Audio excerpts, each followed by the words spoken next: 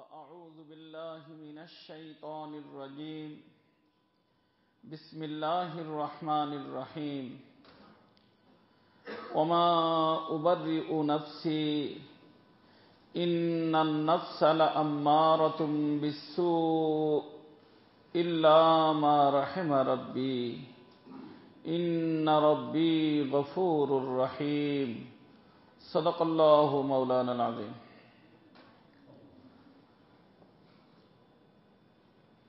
मुहतरम व मुकर्रम हजरात उलमा किराम मुअज़्ज़ज़ हाज़िरीन अज़ीज़ तलबा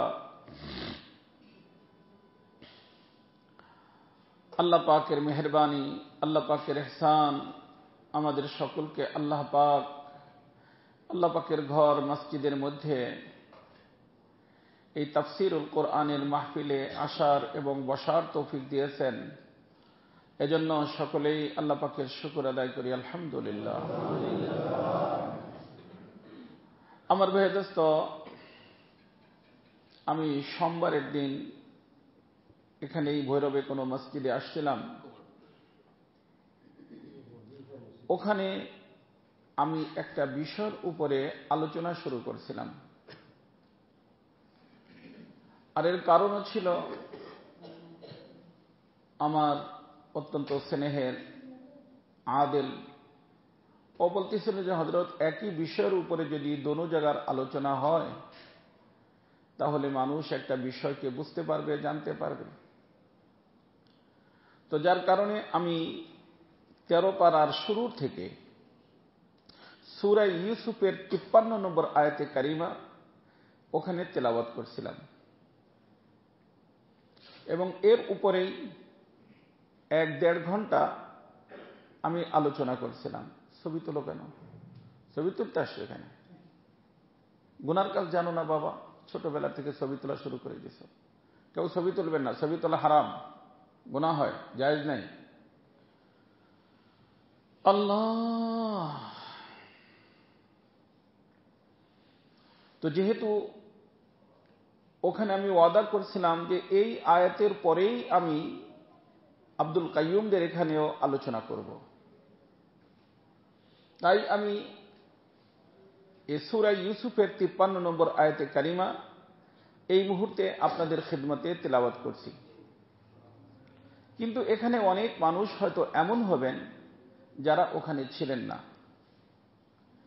এজন্য সংক্ষিপ্তভাবে আমি যে বিষয়ের উপরে আলোচনা ওই দিন করছিলাম এবং তারই ধারাবাহিকতায় আজকের আলোচনাটা আমি করব, ওটা বুঝে আসে। তো আপনাকে এবং আমাকে সকলকেই মনে রাখতে হবে যে আমরা এই যে দুনিয়াতে আসি, দুনিয়াতে আমরা আসছি, থাকবো না। আমাদের দুনিয়া আমাদের বাড়ি না, দুনিয়া আমাদের বাড়ি না। আমাদের বাড়ি হলো জান্নাতে। আমরা জান্নাতের এরিয়ার থেকে আসছি, আর মুফাসসিরিনে কেরাম বলেন জান্নাত থেকেই আসছি। তার কারণ হলো যে মনে করেন এই যে এখানে ভৈরবে অনেক মানুষ থাকেন চাঁদপুরের, অনেক মানুষ থাকেন নোয়াখালীর, কেউ থাকেন খুলনার, জন্ম ভৈরবে, কিন্তু সে যদি তার বাড়ির পরিচয় দেয় কোন জায়গা বলে? চাঁদপুর, নোয়াখালী, বরিশাল বলে না, অথচ তার জন্ম এবং বর্তমানেও বাড়ি সব কোথায়? ভৈরবে। বাড়ি কোথায়? নোয়াখালী। বাড়ি কোথায়? চাঁদপুর। কেন? কারণ তাদের বাপ দাদার বাড়ি কোথায়? নোয়াখালী, খুলনা, চাঁদপুর। তার অর্থ বাপ দাদা যেখান থেকে আসে তারা সেই পরিচয় দেয়। তো আমাদের আব্বা এবং আম্মা কোথা থেকে আসছেন? অতএব আমাদের বাড়ি কোথায়? জান্নাতে। মনে রাখা যাবে না ইনশাআল্লাহ? এই যে যেখানে আমরা বলি যে আমাদের অনেক সময় দেখি বিবাহ শাদীর কার্ড মার্ট পাঠায়, তো তো তার ভিতরে লেখে যে ছেলের নিজ বাড়ি, ছেলের নিজ বাড়িতে অনুষ্ঠান হবে। তো নিজ বাড়ি বলতে কিছু নাই, কারণ যেই বাড়িটাকে আপনি নিজ বাড়ি বলতেছেন, এই বাড়িটার যদি আজ থেকে 100 বছর পূর্বে চলে যান তো আপনার ছিল? আপনার তো অস্তিত্বই ছিল না। তার থেকে 100 বছর পিছনে গেলে ওখানে যারা ছিল তাদেরও ছিল না, আর কেউ ছিল। তো যার মালিকানা এমনি ভাবে চেঞ্জ হয়, পরিবর্তন হয়, সেটা নিজ বাড়ি হয় না। আর যে কোনো মুহূর্তে এই পরিবর্তনটা আসতে পারে। আজকে নেমপ্লেট একজনের, কালকেই নেমপ্লেট আর একজনের হয়ে যাইতে পারে। দেখা গেল বাবা চলে গেছে, কোন লোক আসছে, ডাকছে অমুক সাহেব আছে, না কে আছে? আমি আছি। বলে উনি চলে গেছেন, উনি চলে গেছেন, বর্তমানে আমি আছি, তাই না? তো এইটার নাম নিজ বাড়ি না। নিজ বাড়ি হলো ওইটার নাম যেটা একবার ঢুকবো তো আর কখনো বের হতে হবে না। খালিদিনা ফিহা আবাদা, সর্বদা সর্বক্ষণের জন্য আল্লাহ পাক ওই ব্যক্তিকে রেজিস্ট্রেশন দিয়ে দিবেন। আল্লাহ বলেন যে আর কখনো তোমাকে সেখান থেকে বের হতে হবে না। এখন আমাদের এক প্রশ্ন আসতে পারে যে তাহলে একটা বাড়ির ভিতরে সবসময় থাকতে তো কষ্ট হইতে পারে, এখানে কষ্ট হইতে পারে, তাই না? মানুষ আবহাওয়া চেঞ্জের জন্য কক্সবাজার চলে যায়। মৌসুম তো ঠিক ছিল, ফ্যানের প্রয়োজন আছে, এসি ঠিক আছে আলহামদুলিল্লাহ। ও আচ্ছা আচ্ছা, ঠিক ঠিক, অসুবিধা নেই, দেন। কথা কি বুঝে আসছে না? সবাই কথা বলেন না, কথা বললে আর তো সময় যাবে। থাকতে দেন এরকমই, ইনশাল্লাহ কারেন্ট আসবে।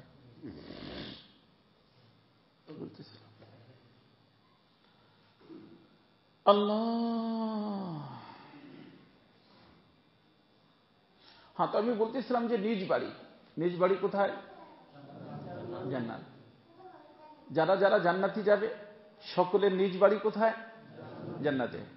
আর আল্লাহ পাক ওই বাড়িটাকে এমন ভাবে রেজিস্ট্রেশন করে দিবেন যার ক্যান্সেলেশন নাই, কেউ ক্যান্সেল করতে পারবে না।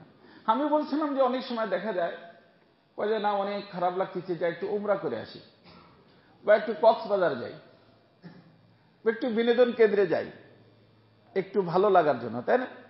ওরা রিসোর্টে চলে যায়। আল্লাহ তাআলা বলেন যে দেখো, আমি জান্নাতটাকে এমন ভাবে সজ্জিত করছি যে জান্নাতের ভিতর তুমি ঢোকার পরে প্রত্যেকটা মুহূর্ত মুহূর্ত তোমাকে নতুন নতুন আবহাওয়া, নতুন নতুন পরিবেশ তোমার সামনে আসবে, যার কারণে কোনো ব্যক্তিকেই এটা চিন্তা আসবে না যে চলো আমি একটু বাহিরে ঘুরে আসি। আল্লাহ পাক প্রত্যেকটা মুহূর্ত মুহূর্ত চেঞ্জ নিয়ে আসবেন, পরিবর্তন নিয়ে আসবেন। সূরা কাহফের শেষের দিকে আল্লাহ তাআলা বলছেন, ইন্নাল্লাযীনা আমানু ওয়া আমিলুস সালিহাতি কানাত লাহুম জান্নাতুল ফিরদাউসি নুজুলা খালিদিনা ফিহা লা ইয়াবগুনা আনহা হেওয়ালা। এই লা ইয়াবগুনা আনহা হেওয়ালার অর্থ এই যে কোনো ব্যক্তি চাবে না যে চলো আমি একটু অমুকখানে যাই, অমুকখানে যাই, একটু দেখি আবহাওয়া চেঞ্জ করলে ভালো লাগবে, না। প্রত্যেকটা মুহূর্ত মুহূর্ত আল্লাহ পাক সে আবহাওয়া আল্লাহ তাআলা পরিবর্তন করে দিবেন। তো ওই যে ওর ভিতরে যে ওইটা হলো নিজ বাড়ি, ওইটা হলো নিজ বাড়ি। তো আমরা আসছি জান্নাত থেকে, যাইতে হবে জান্নাতে। তবে জান্নাতে যে আল্লাহ পাক প্রথম নিয়েছিলেন আব্বা আম্মার মাধ্যমে, সেটা মেহেরবানি করে নিয়েছিলেন। কিন্তু এখন আপনাকে এবং আমাকে জান্নাতে যদি যাইতে হয়, জান্নাতে যদি যাইতে হয়, খুব মনে রাখবেন, মোবাইল সব বন্ধ রাখবেন। জান্নাতে যদি যাইতে হয়, আমি ওইখানে আলোচনা করছিলাম, মাত্র একটা উপাধি অর্জন করতে হবে। কয়টা? একটা। সেটা হলো আল্লাহর বন্ধু হতে হবে। কি হইতে হবে? এজন্য ওখান থেকে আমরা আসছি এখানে বান্দা হইয়া বন্ধুত্ব নিতে। কি নিতে? কি নিতে আসছি? বান্দা হইয়া কি নিতে? আর এই বন্ধুত্ব আল্লাহ পাক আল্লাহর কোন অন্য মাখলুকের জন্য রাখেন নাই, এটা আমাদের জন্য। যেহেতু মানুষ হলো আল্লাহ পাকের স্পেশাল মাখলুক, এই স্পেশাল মাখলুকের জন্য স্পেশাল উপাধি, স্পেশাল মাখলুকের সেটা হলো কি আল্লাহর বন্ধু। আল্লাহু আকবার, আশ্চর্য ব্যাপার না, আল্লাহর বন্ধু। তো আল্লাহ বলেন তোমাকে এই বন্ধুত্ব দেওয়ার জন্যই আমি দুনিয়াতে পাঠাইছি। তার অর্থ দুনিয়ায় আগমন আপনার এবং আমার কি নেওয়ার জন্য? বন্ধুত্ব নেওয়ার জন্য। যারা বন্ধুত্ব নিবে, আল্লাহ পাক আল্লাহর বন্ধুদের জন্য একটা গেস্ট হাউস বানাইছেন। সেই গেস্ট হাউসের নাম হলো জান্নাত। যে আল্লাহর গেস্ট হবে সে তো আল্লাহর বন্ধু হবে, আল্লাহর বন্ধু হলে সে আল্লাহর গেস্ট হবে। আর আল্লাহর গেস্টের জন্য আল্লাহ পাক যে থাকার স্থানটা বানাইছেন গেস্ট হাউস, ওইটার নাম হলো জান্নাত। তো আল্লাহ বলেন আমার বান্দা, দুনিয়াতে যাবা তুমি আমার বান্দা হইয়া, আর ওখান থেকে তুমি আসবা যদি আমার বন্ধু হইয়া, তাহলে আমার গেস্ট হাউস তোমার জন্য অপেক্ষমান। আর আল্লাহর গেস্ট হাউসের নাম জান্নাত। আর যদি এই উদ্দেশ্য আমার এইটাই, তুমি আমার বন্ধুত্ব অর্জন করলা না, এ সুযোগও তোমার আছে, কিন্তু বন্ধুত্ব যদি অর্জন না করো তাহলে আমার মাকসাদ, আমার উদ্দেশ্য বাস্তবায়িত হলো না, তখন তুমি কিন্তু মুজরিম হয়ে যাবা। কি হয়ে যাবা? মুজরিম মানে অপরাধী। মুজরিম মানে দেখেন এই যে মুজরিম, অপরাধী হয়ে যাবা। আর এই অপরাধীদের জন্য আমি আরেকটা জায়গা বানিয়েছি, ওটা হলো আমার জেলখানা। ওটা আল্লাহর, আমার ওই জেলখানাটার নাম হলো জাহান্নাম। তুমি যদি অপরাধী হও জেলখানায় যাবে, আর যদি তুমি বন্ধু হও জান্নাতে যাবে। জান্নাত হলো গেস্ট হাউস, জাহান্নাম হলো জেলখানা। আল্লাহ বলেন এই দুনিয়াতে আসার পরে তোমার দোনোটার সুযোগ আছে। এই জন্য আল্লাহ তাআলা অন্যখানে বলছেন, হুজুর আছেন ওয়াহাদাইনাহুন নাজদাইন, আল্লাহ বলেন যে আমি দুইটা রাস্তা তোমার জন্য ওপেন করে রাখছি। কয়টা রাস্তা? দেখিস তো একটা মশা আছে। আল্লাহ, রাস্তা কয়টা? দুইটা। আল্লাহ বলেন একটা রাস্তা জাহান্নামে যায়, আর একটা রাস্তা জান্নাতে যায়। দুনিয়াতে আসার পরে, দুনিয়াতে আসার আগে কোনো রাস্তাই ছিল না তোমার, বাস আমার হুকুম মতে তুমি চলছো। এখান থেকে যাওয়ার পরেও রাস্তা দুই নাই, এখান থেকে যেটা সিলেক্ট করছো ওইটাই চলবা। কিন্তু এখানে আসার পরে সিলেক্ট করার অধিকার আমি তোমাকে দিছি, নির্বাচন করার অধিকার তোমাকে আমি দিছি। তোমার সামনে দোনোটা রাস্তা ওপেন। তবে এই দোনোটা রাস্তাকে এর কি দেখি পরিস্থিতি, পরিণাম কি, এটা তো তুমি জানতা না। এটাকে জানার জন্য আমি নবী এবং রসুলকে পাঠাইছি, এটাকে বুঝার জন্য আমি কোরআনে কারীম অবতীর্ণ করছি। নবী এবং রসুল কোরআনে কারীমের মাধ্যমে এই রাস্তার উপকারিতা, ওই রাস্তার অপকারিতা, এই রাস্তার লাভ, ওই রাস্তার ক্ষতি তোমার সামনে তুলে ধরছে। এখন তোমার ইচ্ছা, তুমি ইচ্ছা করলে জান্নাতের রাস্তা নিজের জন্য নির্বাচিত করতে পারো, তুমি ইচ্ছা করলে জাহান্নামের রাস্তা নিজের জন্য নির্বাচিত করতে পারো। তবে এই নির্বাচনের সময় আল্লাহ পাকের এক আজীব শান, নির্বাচনের সময় জাহান্নামের পথের নেতৃত্ব যারা দেয় তার নাম হলো শয়তান। কে নেতৃত্ব দেয়? তার নেতৃত্ব দেয় শয়তান। আর জান্নাতের রাস্তার নেতৃত্ব দেন আল্লাহ। আর আল্লাহ পাকের স্টাফ আছে, তার নাম হলো মালাইকা, ফেরেশতা। তার নাম ফেরেশতা। শয়তান সব জায়গায় যায় না, শয়তানের চেলা পাঠায়, তার প্রতিনিধি পাঠায়।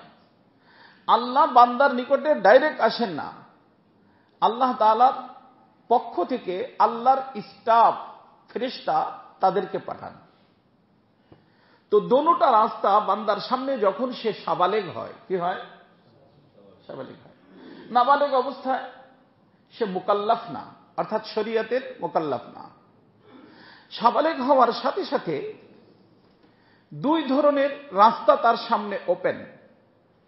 সে মাঝখানে ইচ্ছা করলে ডাইনেরটা সিলেক্ট করতে পারে, ইচ্ছা করলে বামেরটা সিলেক্ট করতে পারে। ডাইনেরটা সোজা জান্নাতে যায়, বামেরটা জাহান্নামে যায়।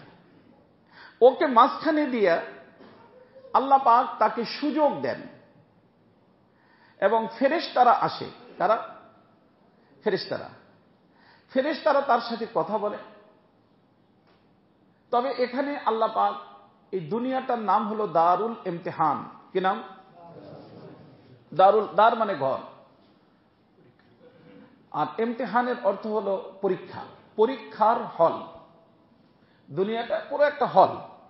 আসমান, একটা আসমানের নিচে, জমিনের উপরে, এই পুরোটাই কি হল। হলটা কিসের হল? পরীক্ষার হল। অর্থাৎ এখানে সকলেই পরীক্ষার্থী।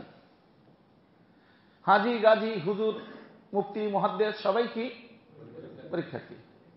তো পরীক্ষার্থী যে ব্যক্তি হয়, দেখবেন যে তার সামনে প্রশ্নপত্র ডাইরেক্ট হয় না, একটু ঘুরে ঘেরে হয়, তাই না?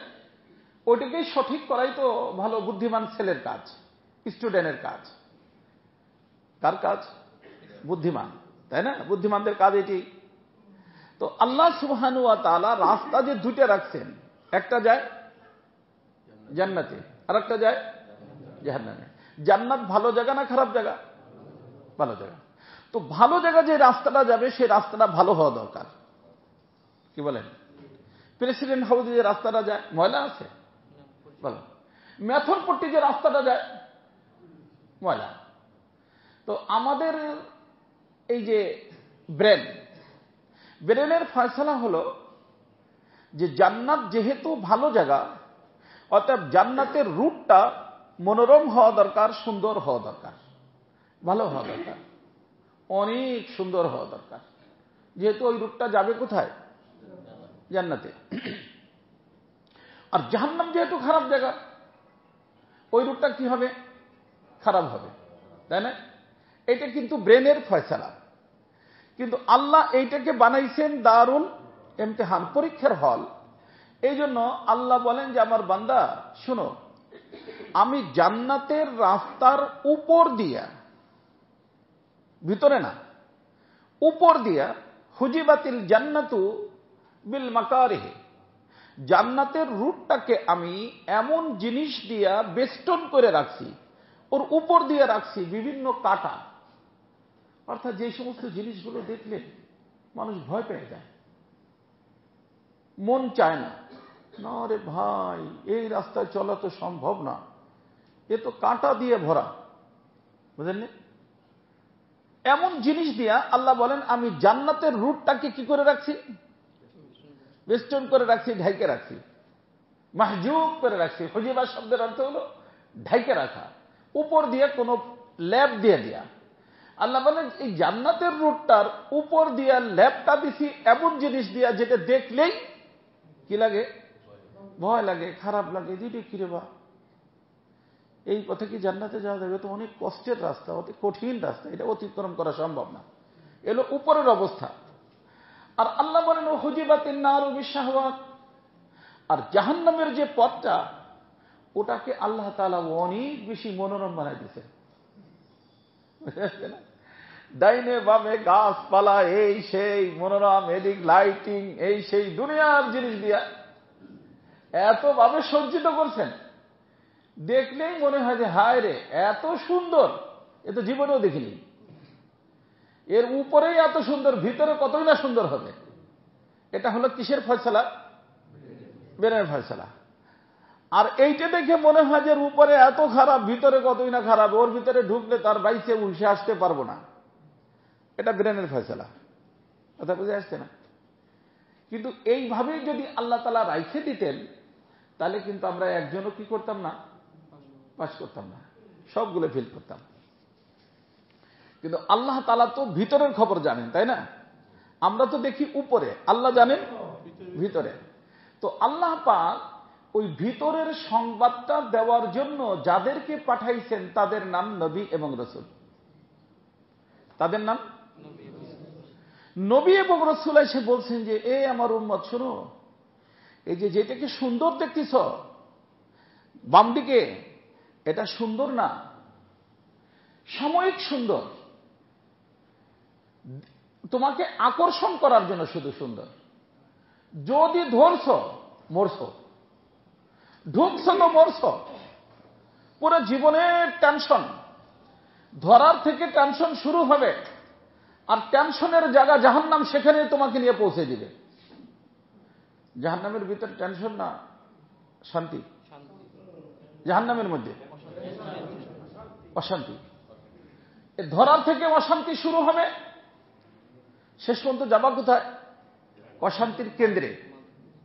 আর এই যে যেটা দেখতেছ বাহ্যিকভাবে অশান্তি, আরে ধোকা খাইও না। একটু ধরতে তোমার হয়তো সিদ্ধান্তটা নিতে মনের উপরে, ব্রেনের উপরে একটু চাপ পড়বে, কিন্তু চাপটা সহ্য করে তুমি ওর ভিতর ঢুকা মাত্রই তোমার লাইফে, তোমার জীবনে শুরু হয়ে যাবে কি? শান্তি। আর এই শান্তি তোমাকে শান্তির জায়গা পর্যন্ত নিয়ে যাবে। এই কথাটা বলার জন্য কারা আসছেন? নবী এবং রাসূল। আর এই কথাটা বুঝানোর জন্য আল্লাহ পাক যে কিতাব দিয়েছেন, কিতাবের নাম কোরআনুল কারীম। কথা বুঝে আসছে না? তো যার কারণে এই যে ফেরেশতারা বালেগ হওয়ার সাথে সাথে সেই ব্যক্তিকে এই কথা বুঝায় যে বাবা খবরদার, ওই বাহ্যিক সৌন্দর্যের দিকে যাও না, ওর ভিতরে অশান্তি, তারপরে আত্মহত্যা করবা। এই যে লাইন, বাহ্যিকভাবে যদিও দেখতেছ অশান্তি, অশান্তি, এর ভিতরে কি? শান্তি। এদিকে আসো, আর আমাদের সঙ্গ দাও, আমরা তোমার সাথে এখানে থাকবো, মৃত্যুর সময় থাকবো, কবরে থাকবো, হাসরে থাকবো, পুলসেরাতে থাকবো, তোমাদের সাথে আমরা জান্নাত পর্যন্ত চলে যাব। এই ওয়াদা কারা দেয়? ফেরেশতারা। এদের বয়ান শেষ হওয়ার পরে ওই যে শয়তানের পক্ষ থেকে যে চেলা আছে, ওরা বয়ান শুরু করে দেয়। আর এই মৌলবীর কথা শুনলে জীবনে শান্তির মুখও দেখবে না বেটা। চোখে দেখো না ওরা, ওদের ভাষণ কি? চোখে দেখো না কি কাঁটা, কত বড় বড় কাঁটা এক একটা, এই কাঁটার ভিতরে শান্তি পাওয়া যায় বেটা। কঠিন বয়ান দেয়। এখানে দেখো কত সুন্দর পরিবেশ, নিজের চোখ তো আছে, বুদ্ধি তো আছে, তোমার জ্ঞান বুদ্ধি নাই, বুদ্ধি দিয়ে ফয়সালা করতে পারো না, ধমক মারতে থাকে। কারে? ওই আল্লাহর বান্দা। আরে আসো, আমরা আসলে আমরা কি মজা করতেছি, আইসে দেখবা যে আমাদের সাথে মজা করতে পারবা। আমরা তোমাদের সাথে আছি সব জায়গায়, তোমাদের সাথে আছি সব জায়গায়। ওরা যা বলছে এরা তাই বলবে। এখন বান্দা মাঝখানে, বান্দা মাঝখানে। আহা, এখন যদি ও ফেরেশতার কথা শুনে তো ফেরেশতারা খুশি হয়ে যায়, ফেরেশতাদেরকে যে পাঠাইছে সে খুশি হয়ে যায়। পাঠাইছে কে? আল্লাহ। আর যদি ফেরেশতার কথা না শুনে, শয়তানের চেলার কথা শুনে, শয়তানের চেলা খুশি হয়ে যায়, শয়তান তাকে ধন্যবাদ বলে, ধন্যবাদ, হ্যাঁ সত্য, সঠিক সিলেকশন তোমার। কিন্তু আমি আপনাদেরকে একটা কথা জিজ্ঞেস করি, জায়গা তো দুইটাই না? সামনে জায়গা কয়টা? একটা জান্নাত, একটা জাহান্নাম। জান্নাতে অশান্তি নাই, মনে রাখতে পারবেন না? যারা বাবুদেরকে নিয়ে এসছে কথা বলতে দিবেন না। জান্নাতে কি নাই? আর জাহান্নামে শান্তি নাই। জান্নাতের রাস্তায় অশান্তি নাই, জান্নাতি কামের মধ্যে অশান্তি নাই। আর জাহান্নামের মধ্যে যেরকম শান্তি নাই, জাহান্নামের রাস্তায়ও শান্তি নাই, আর জাহান্নামী কাজের মধ্যেও শান্তি নাই। আচ্ছা, আদম আলাইহিস সালাম থেকে নিয়ে এই পর্যন্ত মানুষ দুই ভাগে বিভক্ত। কিছু মানুষ জান্নাতের রুটে চলে, কিছু মানুষ জাহান্নামের রুটে চলে। জান্নাতের রুটে চলে একজন মানুষ আদম আলাইহিস সালামের আওলাদের ভিতর থেকে আত্মহত্যা করছে। এর নাম ঠিকানা যদি আপনারা জানেন আমারে জানাবেন, আমি বয়ানের ভিতরে তার নাম বলবো, কিন্তু পাবেন না। কয়জন? একজনও পাবেন না। আর জাহান্নামের রাস্তায় চলে আত্মহত্যা করে কি করে না? বিবিসি রিপোর্ট হলো প্রত্যেক 6 সেকেন্ডে একজন। তাহলে 10 সেকেন্ডে কয়জন হলো? 6 সেকেন্ডে যদি একজন হয়, 1 মিনিটে কয়জন হবে? 10 জন। 1 মিনিটে 10 জন মানুষ, 6 সেকেন্ডে একজন, 60 সেকেন্ডে 10 জন। 60 সেকেন্ডে 1 মিনিট, 1 মিনিটে বিশ্বের ভিতরে কয়জন মানুষ আত্মহত্যা করে? হ্যাঁ, ওরা কি শান্তিতে করে না অশান্তির কারণে করে? হ্যাঁ, রাস্তাটা কিসের ধরে নাই? শান্তিতে ধরে নাই।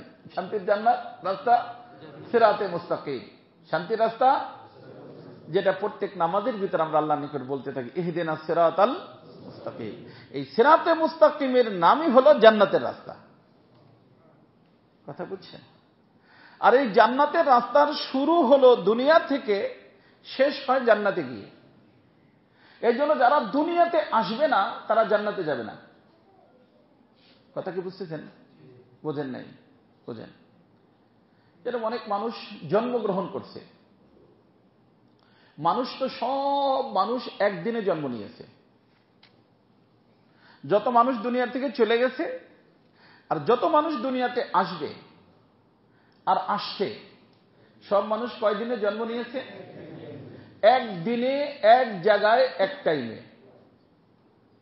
কিন্তু কোন কোন মানুষ দুনিয়াতে আসতে পারে না।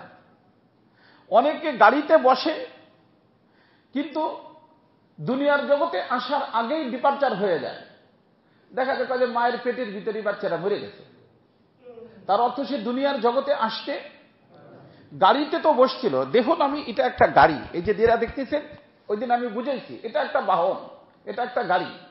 গাড়িতে বসছে ঠিক, কিন্তু গাড়িতে বসে এদিকে আসে নাই, দুনিয়াতে আসে নাই। এরকম অনেক বাচ্চা আছে না? অনেক বাচ্চা আছে। আবার অনেক বাচ্চা এমন আছে যে গাড়ি তো এর হয় না, গাড়ি তো এর হয়ই না তার জন্য, এরকম আছে। কিন্তু সে তো মানুষ। সে এই মানুষগুলোর জন্য আল্লাহ পাক কিন্তু জান্নাত রাখেন নাই। জান্নাতে যাবে ওই মানুষ যেই মানুষের আগমন দুনিয়াতে হয়েছে এবং নিজের ইচ্ছায়, নিজের আর ইচ্ছা গ্রহণযোগ্য বালেগ হওয়ার পরে। ইচ্ছা গ্রহণযোগ্য কখন? তার অর্থ নাবালেগ অবস্থায়ও যারা মরে গেছে তারাও জান্নাতে যাবে না, কোথায় যাবে এ ব্যাপারে কখন ইনশাআল্লাহ বলবো। কিন্তু এই যে জান্নাতে যাওয়ার জন্য যে ব্যবস্থাটা, এই ব্যবস্থাপনার ভিতরে সে পড়ে না, কারণ তার সিদ্ধান্তই তো নাই। সিদ্ধান্ত হোক কখন? যখন এই যে দুই গ্রুপের সামনে হবে, দুই গ্রুপের বয়ান শুনবে, দুই গ্রুপের ভাষণ শুনে সে যদি জান্নাতের রাস্তা নিজের জন্য সিলেক্ট করে সে জান্নাতি, আর যদি জাহান্নামের রাস্তা সিলেক্ট করে জান্নাতি। কথা বুঝছেন? তো এজন্য আমার দোস্ত, আমাদেরকে আল্লাহ পাক যেখানে পাঠাইছেন দুনিয়াতে, কোন রাস্তাটা ধরার জন্য? জান্নাতের রাস্তা। আর জান্নাতের পথের পথিক যেই ব্যক্তি, সেই ব্যক্তি আল্লাহর বন্ধু, সে ব্যক্তি আল্লাহর বন্ধু।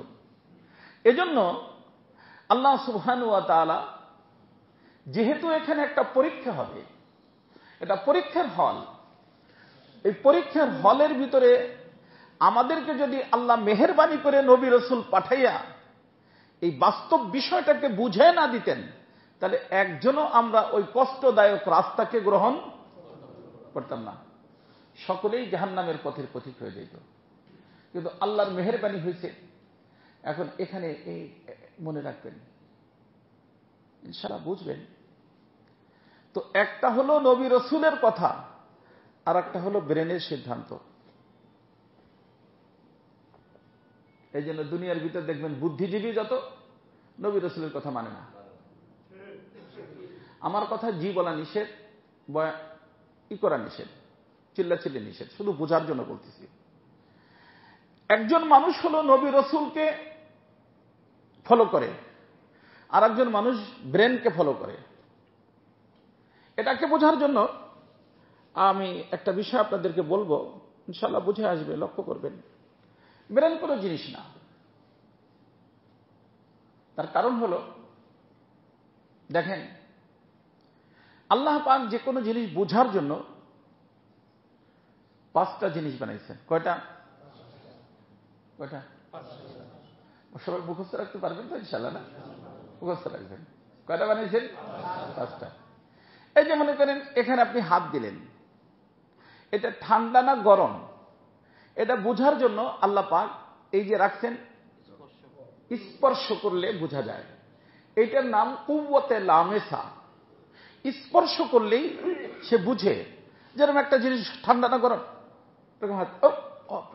গরম, গরমটা বুঝলো কি দিয়ে? স্পর্শ করে। এটার নাম কুওয়াতে লামেসা। অর্থাৎ এই যে ত্বক, চামড়া, এর ভিতরে আল্লাহ পাক এই শক্তিটা রাখছেন।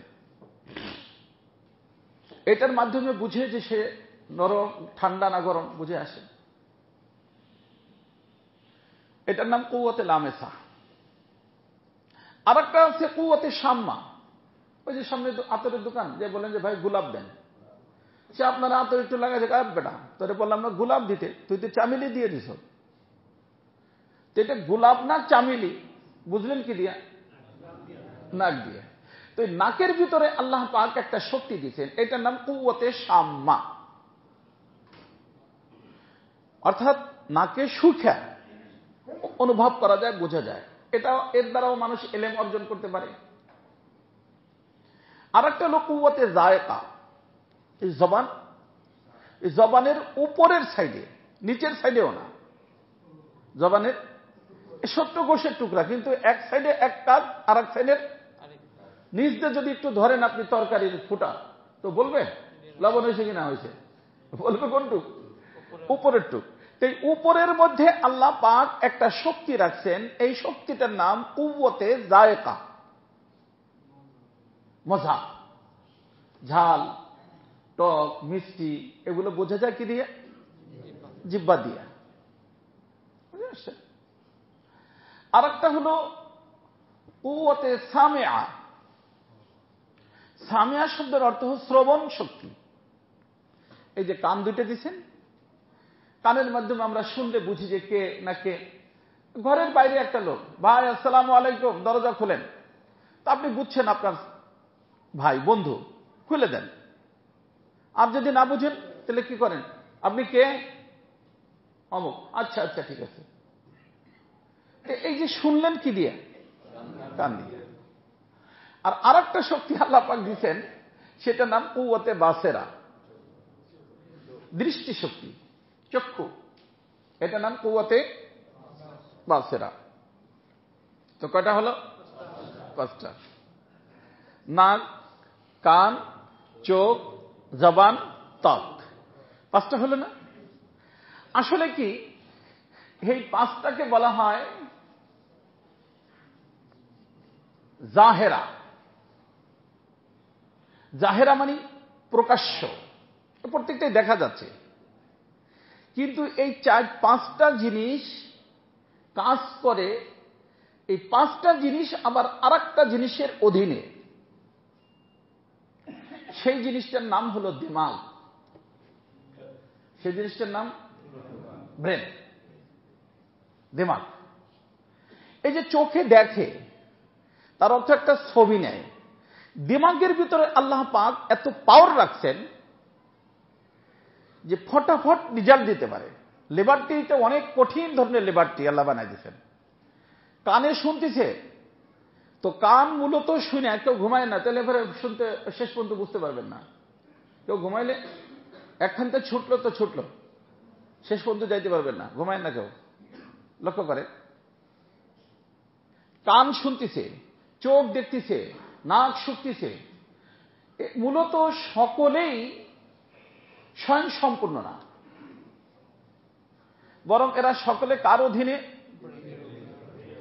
কান শুনে ব্রেনের কাছে দেয়, স্যার দেখেন তো কে, সে রেজাল্ট দেয়। রেজাল্ট এরা দেয় না, রেজাল্ট কে দেয়? ব্রেনে দেয়। এই জন্য দেখবেন যে যখন কোনো ব্যক্তির ব্রেন স্ট্রোক করে, সব শক্তি, চোখ থাকে দেখে না, কান থাকে শুনে না, চিমটি দিলে ঠিক পায়। তারপরে যখন কয়েকদিন চিকিৎসার পরে ডাক্তার চিমটি দেয়, থাপ্পড় দেয়, ছোট হাতুড়ি দিয়ে পিটান দেয়, করে উঠে সুরসুরি দেয়, তখন মাশাআল্লাহ মাশাআল্লাহ ইমপ্রুভ হচ্ছে। তার অর্থ কি? চিকিৎসা কিন্তু কিসের হচ্ছে? স্ট্রোক করছে কোনটা? ব্রেন। এগুলো কিন্তু সব ঠিক, চোখ ঠিক, কান ঠিক, কিন্তু এদেরকে রেজাল্টটা যেই ব্রেন দেয়, ব্রেন কিনা ঠিক না, যার কারণে কোনোটাই কাজ করতে পারতেছে না, সব কি অকেজ, সব অকেজ।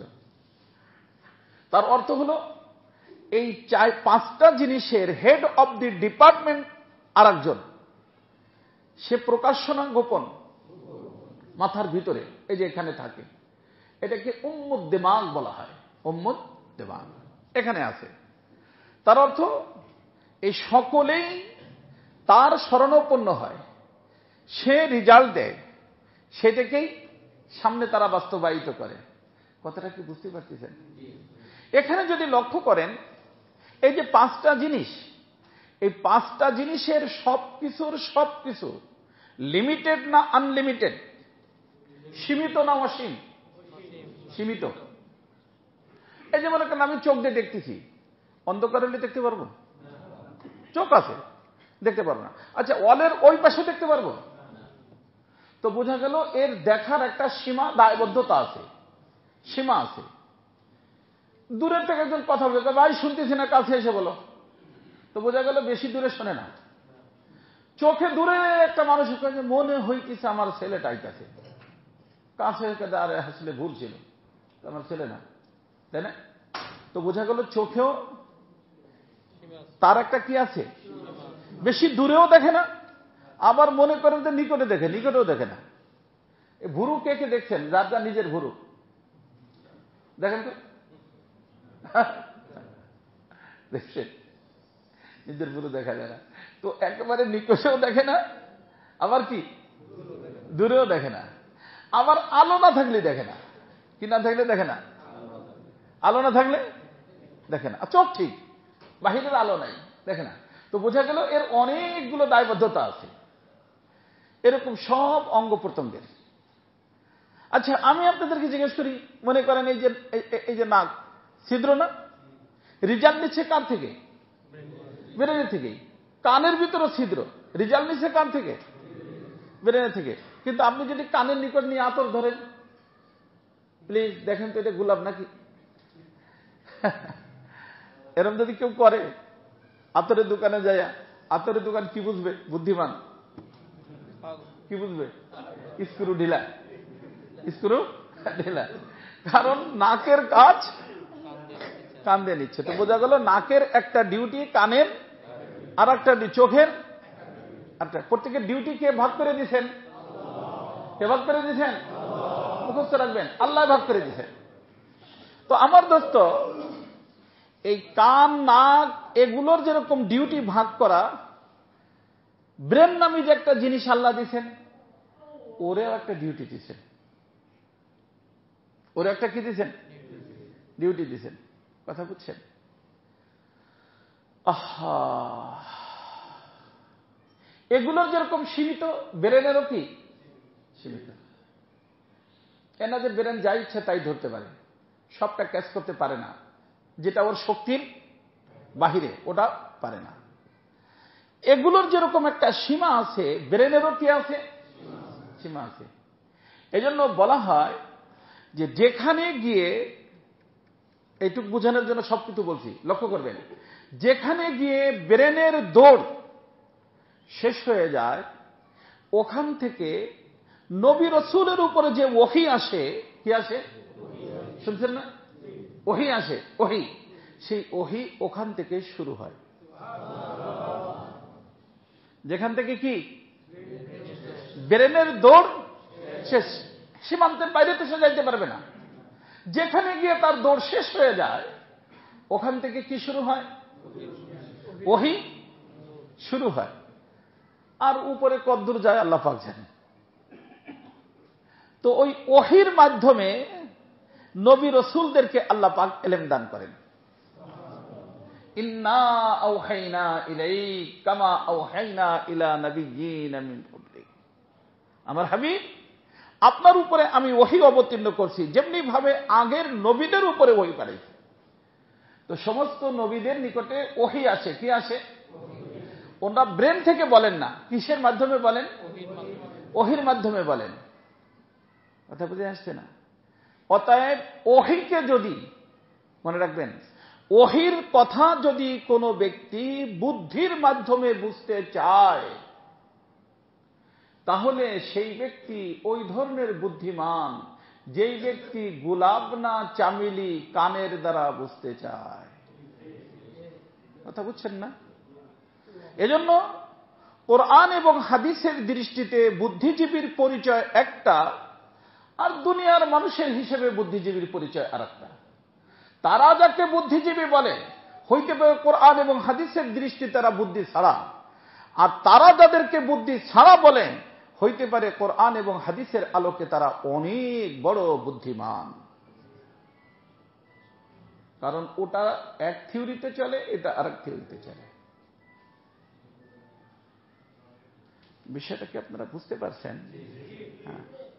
তো আমার দোস্ত, আমি যেটা বলতে চাচ্ছি আপনাদেরকে, যে আমরা সকলেই জান্নাতে যাইতে ইচ্ছুক। জান্নাতের রুটটাকে আল্লাহ পাক সজ্জিত করছেন কি দিয়া? কষ্টদায়ক জিনিস দিয়া। আর জাহান্নামের পথটাকে আল্লাহ সাজাইছেন কি দিয়া? মনোরম আরামদায়ক জিনিস দিয়া। আর এখানেই বান্দার পরীক্ষা। বান্দার নবী এবং রাসূলগণ বলতেছেন যে যেইটাকে কষ্ট মনে করতেছ ওটা কষ্ট না, তুমি সিদ্ধান্ত নাও এই কষ্টের রাস্তায় ঢোকার। এই কষ্টের রাস্তার মধ্যে আল্লাহ পাক তোমাকে জান্নাতের শান্তি দিয়ে দিবেন। এখানে ওই যে ব্রেনের দৃষ্টিতে যারা চলে, যেরকম ব্রেনের দৃষ্টিতে চলেই তো শয়তান শয়তান হয়েছে। ওই শয়তান শয়তান হয়েছে কিসের দৃষ্টিতে? হ্যাঁ, তারা যখন আল্লাহ বলছেন সিজদা করতে,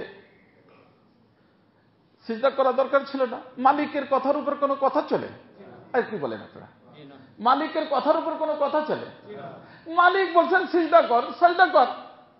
না স্যার, যুক্তিতে ধরে না। আনা খাইরু মিনহু, আমি তার থেকে বালা। কারণ হেরে বানাইছেন আপনি মাটি দিয়ে, আমারে বানাইছেন আগুন দিয়ে। আগুনের গতি উপরের দিকে, মাটির গতি।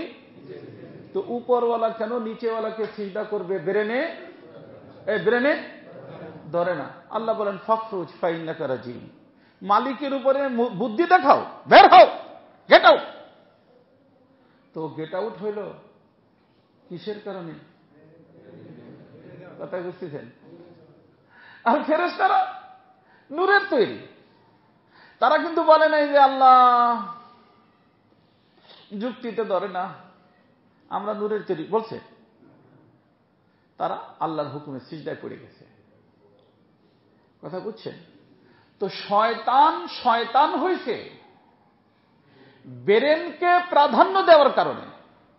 আজও পর্যন্ত যারা ব্রেনকে প্রাধান্য দেয় নবী রাসূলের কথার উপরে, আল্লাহর কথার উপরে, তারা শয়তানের গ্রুপের হয়। কোন গ্রুপের হয়? না, হুজুররা যেটা বলে এটা তো যুক্তি বলে না। কে বলে না? যুক্তি বলে না। আরে বেটা, যুক্তিতে তো মুক্তি নাই, মুক্তি তো মানার মধ্যে। যুক্তিতে কি নাই? মুক্তি কিসের মধ্যে? মালিক বলছে মানো, মুক্তি পেয়ে যাবা।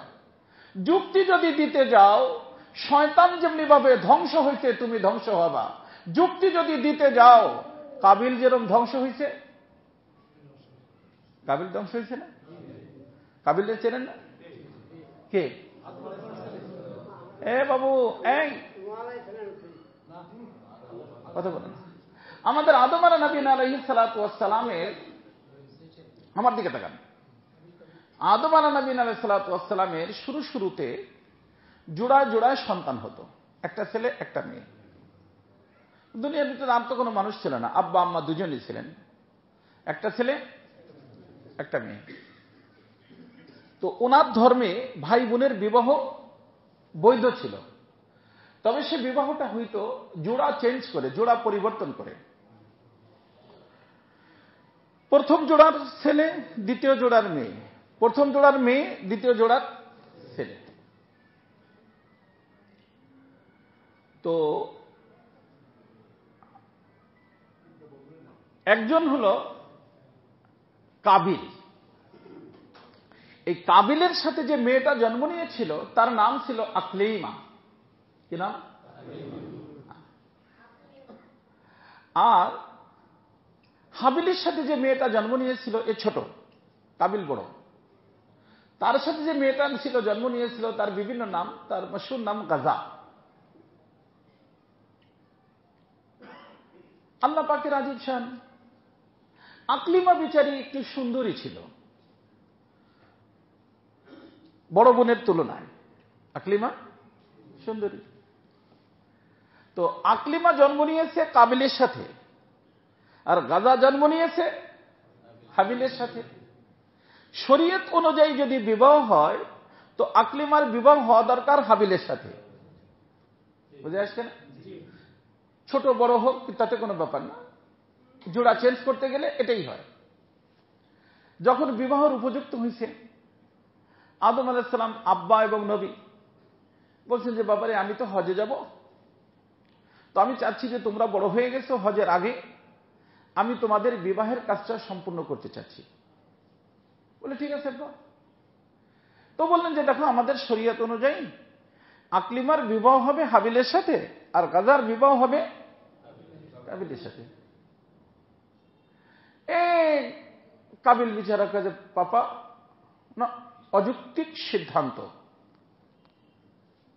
সিদ্ধান্তটা কেমন? অযৌক্তিক, আমি মানি না। কি বলো তুমি? আল্লাহর হুকুম, শরীয়ত মানো না? না না না, আমি শরীয়ত মানি না। আল্লাহ যদি হেরে আমরা পেটে রয়েছি একসাথে, তারও যদি তার সাথে দেওয়ার হইতো তাহলে ওর সাথে আমার সাথে কেন পাঠাইছে?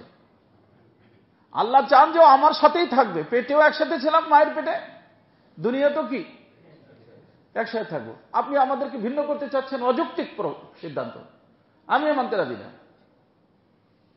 অনেক বুঝেছে, বুঝতেই মারা, কারণ ওই যে বেরেনে তো ধরে না, বেরেনে না ধরলে সে মানে না। কথা বুঝছেন? যুক্তিতে ধরে না। আদম আলাইহিস সালাম বলেন যে বাবার এক কাজ কর,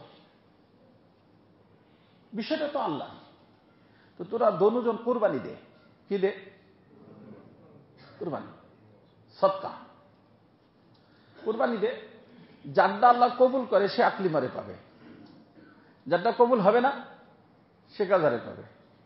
ঠিক আছে, পরীক্ষা দিয়ে করে দেখি। দিয়েছে কুরবানি। আর ওই সময় কুরবানি কবুল হওয়ার লক্ষণ ছিল আসমান থেকে আগুন আসতো, সেই আগুনে কুরবানির জিনিসটাকে খাইয়ে ফেলত। তার অর্থ সেই কুরবানিটা কি হয়ে গেছে? কবুল হয়ে গেছে। হাবিলে যে কুরবানি দিয়েছে, আগুন আসছে, খেয়ে ফেলছে। আদম আলাইহিস সালাম দেখে বাবা আল্লাহ যেটা চান সেটা এইটাই, যে আকলিমা কার বউ হবে? হাবিলের বউ হবে।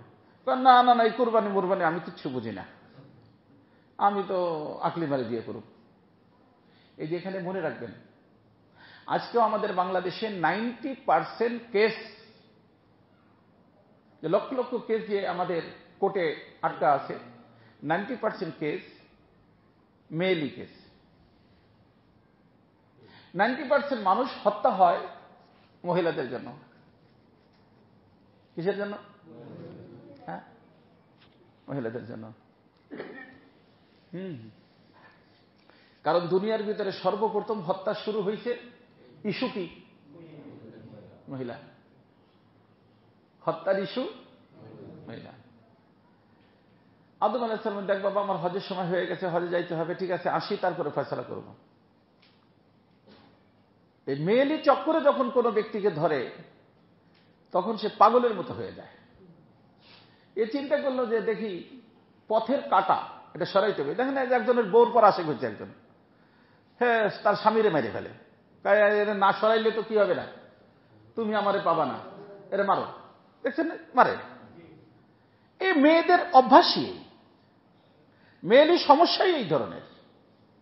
এই জন্য বলা হয় যে শয়তান, তো শয়তানের জগতে মেইন অব দি ডিপার্টমেন্ট, আমি বুঝেছি না শয়তান হলো মেইন।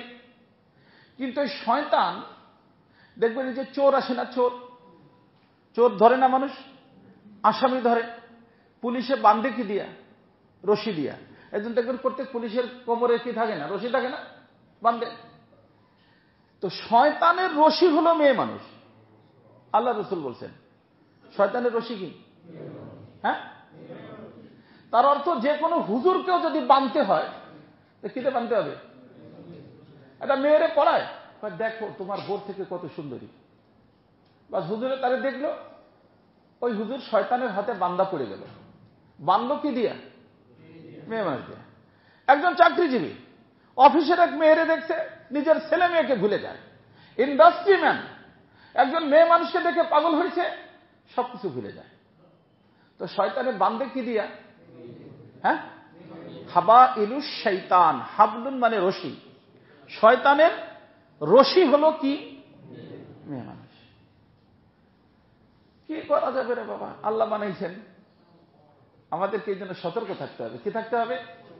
হ্যাঁ হ্যাঁ, সতর্ক। ফ্রি মাইন্ড ফাইন কিছু নাই, ফ্রি মাইন্ড বলতে কোনো কিছু নাই, ধরা খেয়ে যাবেন। কিন্তু জওয়ান নাই, বুড়া নাই, বান্দা পড়ে গেলে কত বুড়া দাড়ি চেঁচে ফেলাইছে আমি দেখছি, তাবলিগওয়ালা দাড়ি চেঁচে ফেলাইছে। যখন রশিতে বান্দা পড়ে গেছে তখন যা বলে তাই শোনে, বান্দা পড়ে গেলে যা বলে তাই শোনে।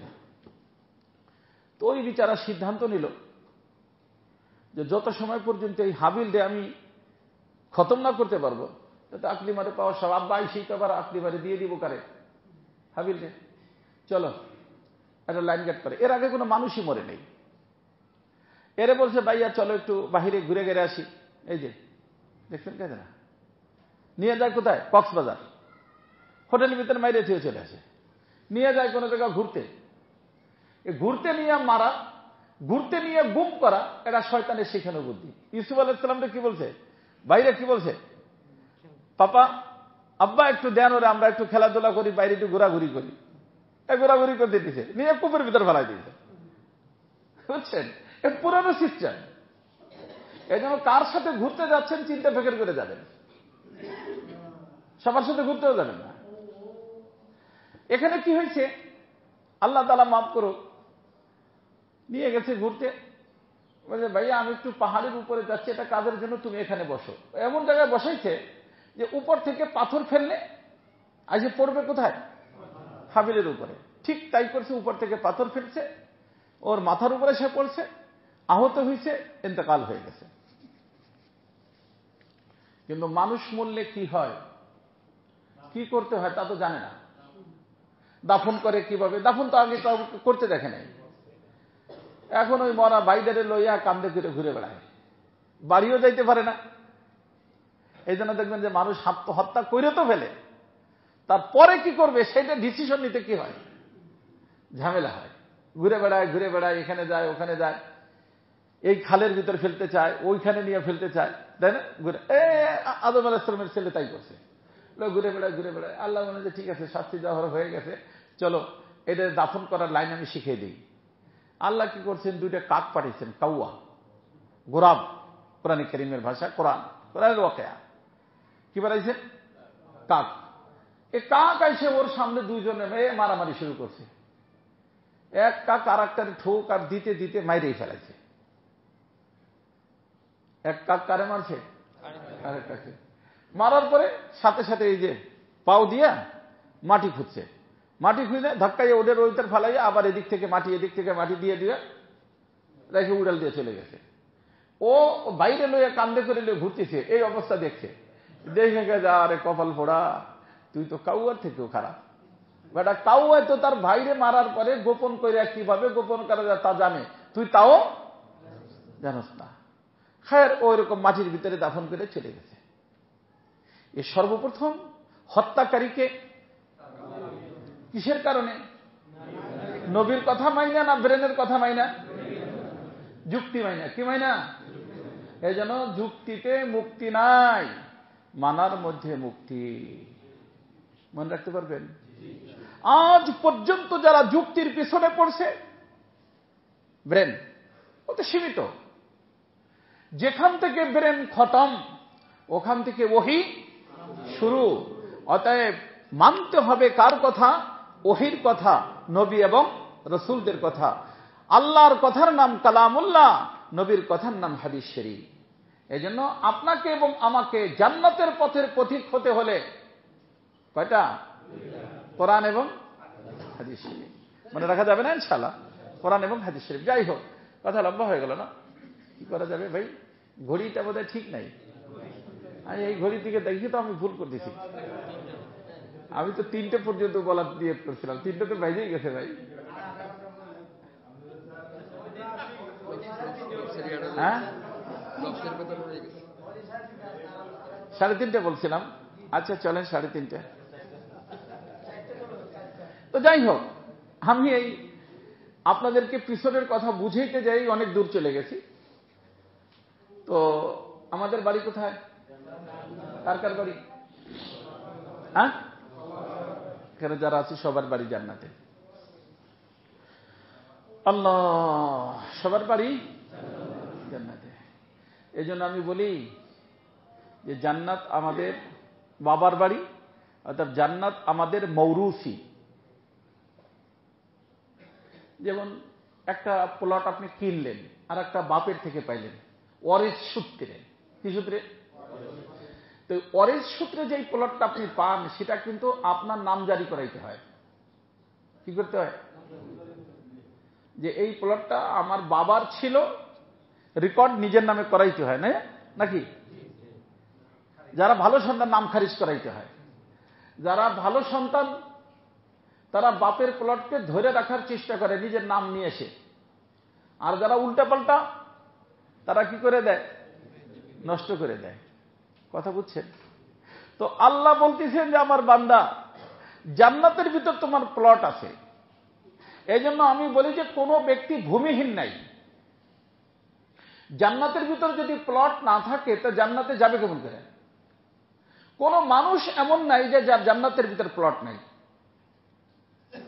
কিন্তু সেই প্লটটার ফ্ল্যাট নাই। কিন্তু কি আছে? কি বলছি আমি? না ফ্ল্যাট বলছি? প্লট আছে। আল্লাহ রসুল বলেন কি আম, একেবারে খালি, গাছপালা নাই, ঘর বাড়ি নাই। রেজিস্ট্রেশন করতে হবে, তারপরে ঘর বাড়ি গাছপালা লাগাইতে হবে। যে যেরকম বানাইতে পারে তারটা তত সুন্দর হবে। কথা কি বুঝতেছেন? ফ্ল্যাট নাই, বাড়ি নাই, কি আছে? প্লট আছে। তো সর্বপ্রথম দায়িত্ব হলো সেই প্লটটাকে নিজের নামে রেজিস্ট্রেশন করা। সেই প্লটটাকে বাপের নামে আছে, বাপের থেকে আমার নামে রেজিস্ট্রেশন করার জন্য যেই জিনিস লাগবে ওইটার নাম হলো ঈমান। ওটার নাম কি? যখন যে কোনো ব্যক্তি ঈমান নিয়ে আসবে, ঈমান আনার সাথে সাথে বাপের নামের যে প্লট, মৌরুসি যে প্লট আল্লাহ পাক তাকে ওয়ারিস সূত্রে দান করছেন, সেই প্লটটা তার নামে রেজিস্ট্রেশন হয়ে যাবে। এখন যত আমল করতে থাকবে সেই প্লটের ভিতরে তত বেশি নির্মাণ হইতে থাকবে। মনে রাখতে পারবেন না ইনশাআল্লাহ? আমলের মাধ্যমে কি হবে? প্লটের মধ্যে নির্মাণ হবে। যার আমল যত ভালো, তার জান্নাতের ভিতর নির্মাণ তত ভালো। নবীদের নির্মাণ সবচেয়ে, নবীদের আমল সবচেয়ে ভালো, নবীদের নির্মাণও সবচেয়ে ভালো। রাসূলুল্লাহর নির্মাণ সকলের ঊর্ধ্বে, এই জন্য রাসূলুল্লাহর জান্নাত হবে সকলের ঊর্ধ্বে। কিন্তু রেজিস্ট্রেশন হওয়ার জন্য কি লাগে? ঈমান লাগে। এই জন্য আমি বলছি যে দুনিয়া হলো রেজিস্ট্রেশন অফিস। মনে রাখতে পারবেন? দুনিয়া হলো। এই জন্য যারা দুনিয়াতে আসবে না বা রেজিস্ট্রেশন করার বয়স হবে না, তাদের নামে জান্নাতের প্লট রেজিস্ট্রেশন হবে না। এই জন্য নাবালিক বাচ্চারা জান্নাতে যাবে খাদেম স্বরূপ যাবে, জান্নাতের মালিক হিসেবে যাবে না। আর বালেগ হইয়া রেজিস্ট্রেশন করায় ফেললে সে যাবে কি হইয়া? মালিক হইয়া। কথাটা কি বুঝতে পারছেন সবাই? হ্যাঁ। তো রেজিস্ট্রেশনের জন্য কি লাগে? ঈমান লাগে। প্লটের রেজিস্ট্রেশন হয়ে যায়, এই রেজিস্ট্রেশনকৃত প্লটের মধ্যে ফ্ল্যাট এবং বাগ বাগিচা নির্মাণ হয় আমলের দ্বারা। যার আমল যত ভালো তার জান্নাত তত ভালো, যার আমল যত খারাপ তার আমল জান্নাত তত খারাপ। কথা বুঝছেন? আরে আমল করার সুযোগ কতদিন? যতদিন আমি এই দেহনামী গাড়িতে বসা আছি। দেহনামী গাড়ির থেকে নামবো আর সুযোগ নেই। তো আমার দোস্ত, যে কথাটা আমি আপনাদেরকে বুঝাইতেছিলাম, জান্নাত হলো আমাদের সকলের বাড়ি, মৌরুসি বাড়ি। কিন্তু এই বাড়িতে যাইতে এখান থেকে রেজিস্ট্রেশন করাইতে হবে, এখান থেকে নির্মাণ করতে হবে। এই দোনো জিনিস থেকে আমাকে বাধার সৃষ্টি করে দুটো শক্তি। কটা শক্তি? তো যে বাড়ি যাইতে দিতে চায় না, সে দোস্ত হয় না, বন্ধু হয় না, দুশমন হয়। এই দুটো জিনিস আমাদের সাথে যেখান থেকে আসছি সেখানেও ছিল না, এখান থেকে বের হওয়ার পরেও থাকবে না। একটা সম্পর্ক আপনার আমার এই দেহের সাথে, ওটার নাম নফস। ওটার নাম, ওই দিন আমি বলছিলাম ওখানে, ওটার নাম। আর একটা থাকে বাহিরে, দুনিয়াতেই আছে, থাকে বাহিরে। যে কোনো সময় আমার এই গাড়িতে ইন করতে পারে, পারমিশন লাগে? পারমিশন ছাড়াই আল্লাহ নিজেই পারমিশন দিয়ে দিয়েছেন যে হ্যাঁ তুমি ইন করতে পারবা, যা ইচ্ছা তাই করতে পারবা। ওটার নাম হলো শয়তান। এদের দোনোজনের চেষ্টা আমি যেন আমার বাবার থেকে আমি যে প্লটটা পাইছি এটা রেজিস্ট্রেশনও না করতে পারি, আর রেজিস্ট্রেশন যদি করে ফেলি নির্মাণ কাজ যেন করতে না পারি, খালি পড়ে থাকে।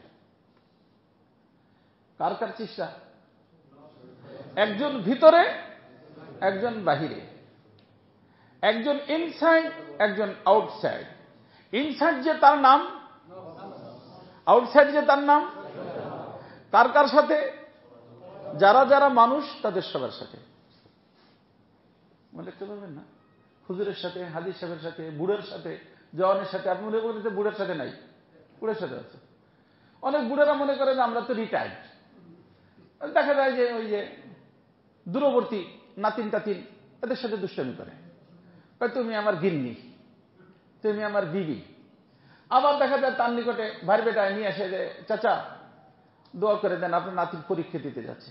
মাথার পর হাত দিয়ে দোয়া করে দেয়। বুড়া তসবিহ হাতে, হজ করছে, দাড়ি পেকে গেছে, মাথার পর হাত দিয়ে কি করে? দোয়া করে। মানে কি? তার ভিতরে তার সাথে শয়তানও নাই, তার সাথে নফসও নাই, তাই? হ্যাঁ, কথা বলে আছে। আরে মানুষটা যেরকম বুড়া, ওর নফসটাও বুড়া, পাক্কা শয়তান আছে তার ভিতরে। হ্যাঁ, আস্তাগফিরুল্লাহ। তার দোয়া কবুল হবে না। এর যে দোয়া করে কি হবে? যে আল্লাহ নাফরমানির অবস্থায়, জিনাকার অবস্থায়। রসুল বলেন হাতের জিনা, জিনা কয়েক প্রকার। জিনা কারো গায়ে হাত দিছে, হাতের জিনা। চোখ দিয়ে দেখছে, চোখের জিনা।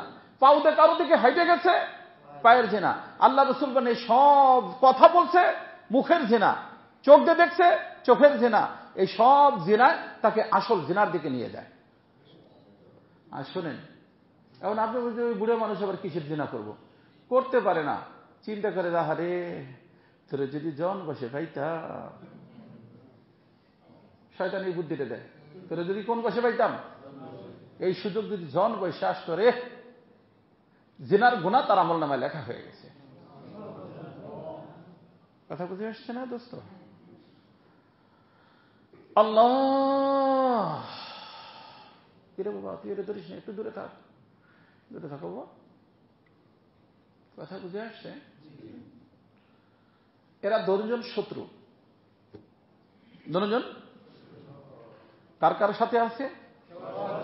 হ্যাঁ, এই যে এখানে আমি যে আয়াতে কারিমা আপনাদের মাঝে তেলাওয়াত করলাম, সূরা ইউসুফ, সূরা ইউসুফ, সূরা ইউসুফের মধ্যে 53 নম্বর আয়াত, 13 পারা শুরু। মূলত এই ঘটনাটা হলো ইউসুফ আলাইহিস সালামের। কার? ইউসুফ আলাইহিস সালামের। ফ্রি মাইন্ডওয়ালারা কোরআন যেটা বলে এটা ঠিক, না এই ব্রেন যেটা বলে এটা ঠিক? ব্রেনের কথা মানলে জাহান্নাম, শয়তানের বন্ধু। আর কোরআন এবং হাদিসের কথা মানলে আল্লাহ এবং আল্লাহ রসুলের বন্ধু। আর আল্লাহর জান্নাতে আল্লাহর বন্ধু যাবে, শয়তানের বন্ধু যাবে? কার বন্ধু যাবে? শয়তান কোথায় যাবে? রাসূলুল্লাহ কোথায় যাবেন? রাসূলুল্লাহ জান্নাতি, রাসূলুল্লাহর অনুসারী জান্নাতি, শয়তান জাহান্নামী, শয়তানের অনুসারী জাহান্নামী। মনে রাখা যাবে না ইনশাআল্লাহ? এই জন্য শয়তানকে যখন আল্লাহ তাআলা ধরবে, আরে মানুষ সে ধরবে, কি আমার কথা মানুষ না, আল্লাহ তাআলা যে এ বলছে এর কথা শুনছি, তখন এই শয়তান বলল আতালুমুনি, আমার এই খামাখা 200 না। কে বলবে? শয়তান। লুমু আনফুসাকুম, নিজেরে দোষ। কেন আমি তোমার কি পায়ে ধরছিলাম, জবরদস্তি করছিলাম, ডান্ডা মারছিলাম? আমি একটু বুঝ দিছিলাম, তুমি আমার বুঝে চলছো কা? তুমি তোমার নিজের ইচ্ছায় চলছো। তো বোঝা গেল জান্নাতও নিজের ইচ্ছায় সিলেক্ট করতে হয়, জাহান্নামও নিজের ইচ্ছায় সিলেক্ট করতে হয়। হা হা হা। তখন সে বলবে যে না, আমি তো তোমাকে বুঝাইছি, তুমি আমার কথা মানছো কা? এই জন্য আমারও দোষাদোষি করো না ভাই, চাচা আপন করন বাঁচা, এটা বলে সে যাওয়া শুরু করবে। আরো লোকজনের বিভিন্ন অফিসে তো তার যাইতে হবে, বিভিন্ন জায়গায় তো তার সে ধরা খাবে। সে যাওয়া শুরু করবে, তখন এই পিছন থেকে চিৎকার দেবে, ইয়া লাইতানি, ইয়া লাইতানি লাম আত্তাখিজ ফুলানান খলিলা। হায় আফসোস, যদি এই শয়তানটারে আমি বন্ধু না বানাইতাম। শয়তানটারে কিনা বানাইতাম? আজকে জাহান্নামের ফয়সালা এই শয়তানকে বন্ধু বানানোর কারণে হয়েছে। হায় যদি আমি এই শয়তানকে বন্ধু না বানাইতাম। তো রসুলকে আমরা বন্ধু বানাইতে পারি, শয়তানকেও বানাইতে পারি। শয়তানকে বন্ধু বানাইলে ব্রেনের উপরে চলবে, রসুলকে বন্ধু বানাইতে হলে ব্রেনকে কোরবান করা আল্লাহ এবং আল্লাহ রসুলের কথা মাইনা বন্ধু বানাইতে হবে। রসুল্লাহ জান্নাতি, রসুল্লাহর অনুসারী জান্নাতি, শয়তান জাহান্নামী, শয়তানের অনুসারী জাহান্নামী। তো শয়তান চায় আমরা যেন জান্নাতে যেতে না পারি। আর নফস নামী একটা জিনিস আল্লাহ বানাই দিয়েছেন, তারও ইচ্ছা যে আমরা যেন জান্নাতে যাইতে না পারি। তো শত্রু কয়জন হইল? এই জন্য আল্লাহ কোরআনে সূরা ইউসুফের ভিতরে আল্লাহ তাআলা ইয়াসিন শরীফের ভিতরে বলছেন, ইন্না শাইতানাল ইনসানি আদুব্বুম মুবিন। শয়তান হলো, আদুব্বুন শব্দের অর্থ হলো প্রকাশ্য, আদুব্বুন শব্দের শত্রু, আর মুবিন মানে প্রকাশ্য। প্রকাশ্য শত্রুকে তো বোঝা গেল গোপন শত্রু একটা আছে, এটার নাম শত্রু কয়টা? একটা প্রকাশ্য, একটা গোপন। এই জন্য আল্লাহ রাসূল বলেছেন, এখন কথা হলো যে এর ভিতরে বড় কোনটা? কথা বলছেন, বড় কোনটা? আল্লাহ রাসূল বলেন, ইন্না আদা আদুব্বিকা ফি জামবাই, সবচেয়ে বড় শত্রু তোমার যেটা, সেটা তোমার ভিতরে। ওটার নাম কি? শয়তান কখনো কখনো নফস, নামাজের ভিতরে নফস। এই যে মনে করেন রমজান শরীফ, হাদিস শরীফের কাছে মারাদাত শয়তান, শয়তান রে আল্লাহ শিকল দিয়ে বাঁধে দেয়, নফসরে বাঁধে নফস। কিন্তু এই জন্য নফসকে সাইজ করতে আল্লাহ পাক দেহের খাবার কমাই দিতেন, কারণ নফসের সম্পর্ক হলো দেহের সাথে। পুনর্মৃত্যু বলবো আর নফসের পরিচয় দিতে গেলে সময় লাগবে, কারণ বেশি বলা যাবে না। হ্যাঁ, শর্টকাট বলবো। কথা বুঝছেন?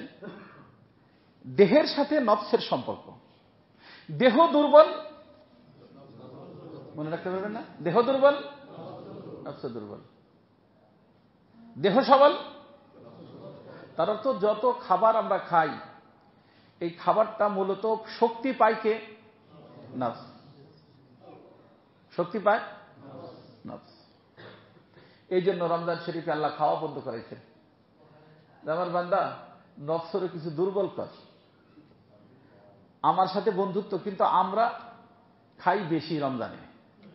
আল্লাহ বরকত দিছে, বরকত এমন খাওয়া খাই যে কয়েক মাসের খাবার এক মাসে খেয়ে ফেলে, যার কারণে আমাদের দেহ দুর্বল টুর্বল হয় না। আসলে মূলত রোজার উদ্দেশ্যই হলো কি করা? দেহকে দুর্বল করা। আর দেহ যদি দুর্বল হয় নফস কি হবে?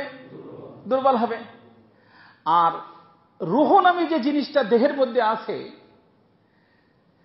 সেই রুহের জন্য আল্লাহ তাআলা ইবাদতের মিটার বাড়াইছেন। ইবাদতের কি?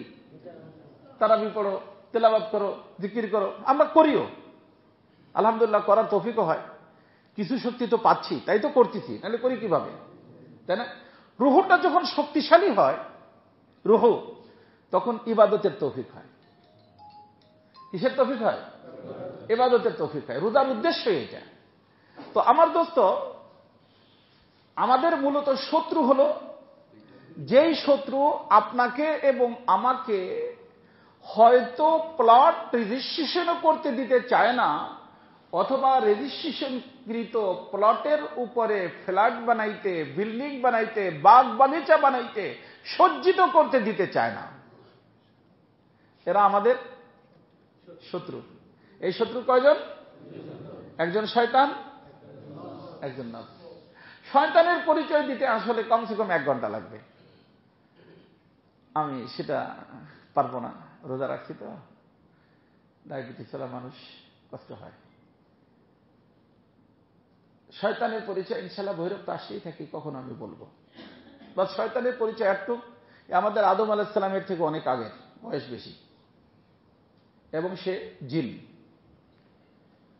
যদিও কেউ কেউ বলছে ফেরেশতা, ফেরেশতা না, ফেরেশতার সাথে থাকতো জিন।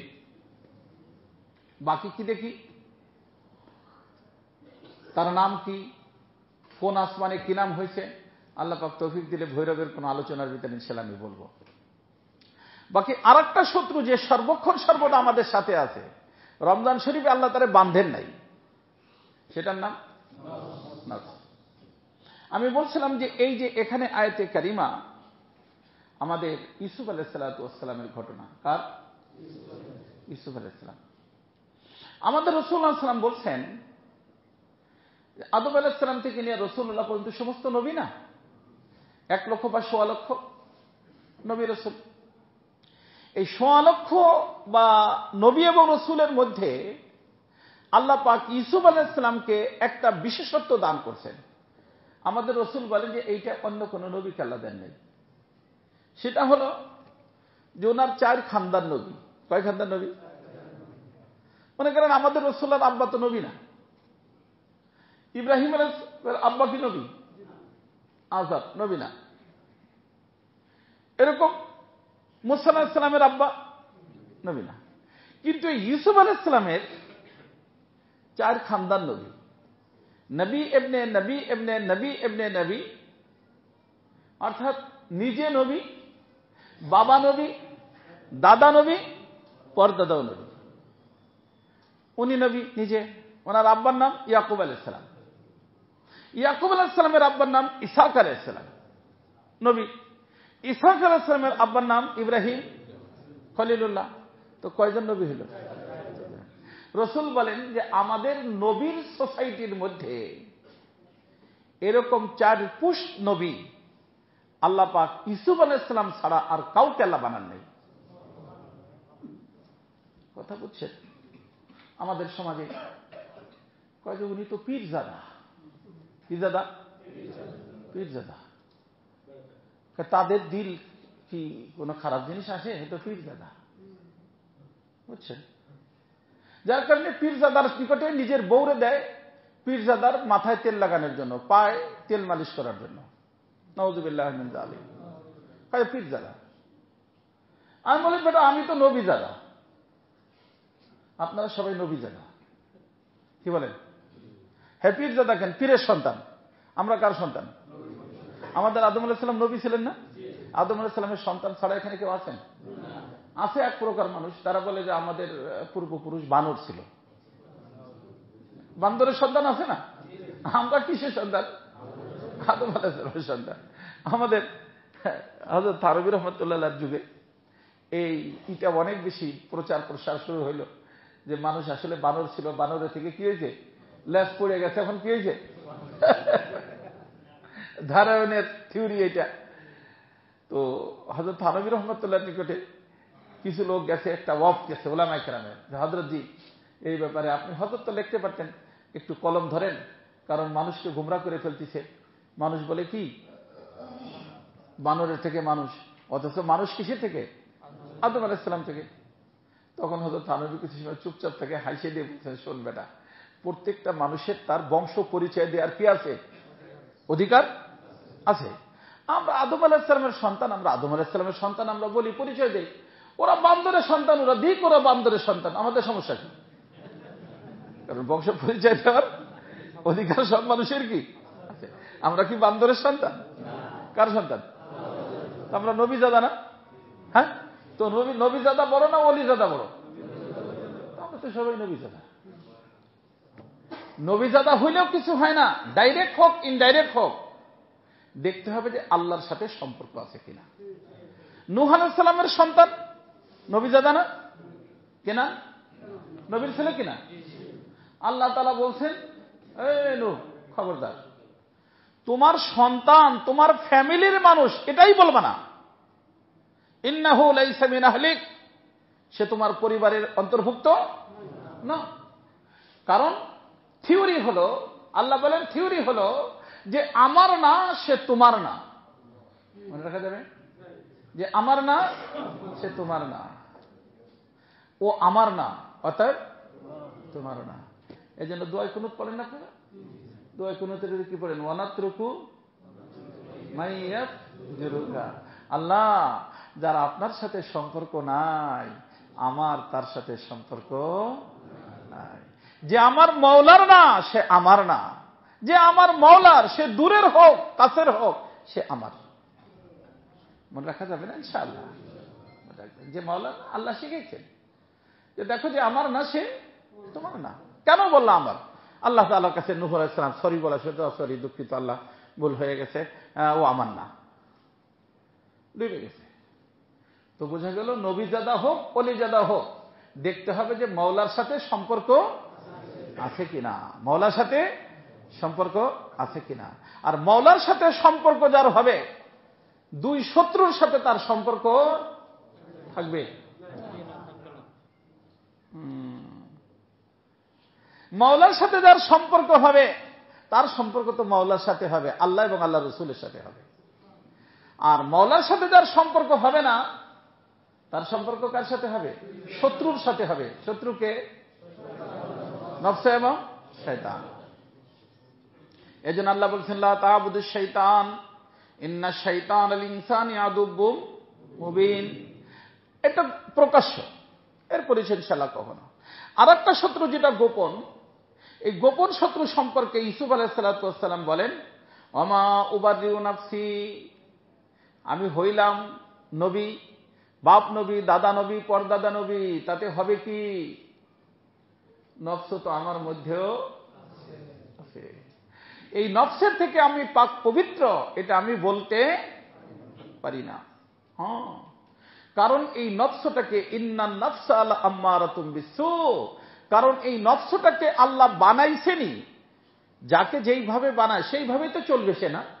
আল্লাহ এখানে বলেন ইন্নান নাফসা লাআম্মারাতুম বিসসু, এই নফসকে আল্লাহ বানাইছেনই এমন ভাবে যে সর্বক্ষণ সর্বদা মানুষকে অন্যায় অশ্লীল কাজের নির্দেশনা বারবার দিতে থাকে।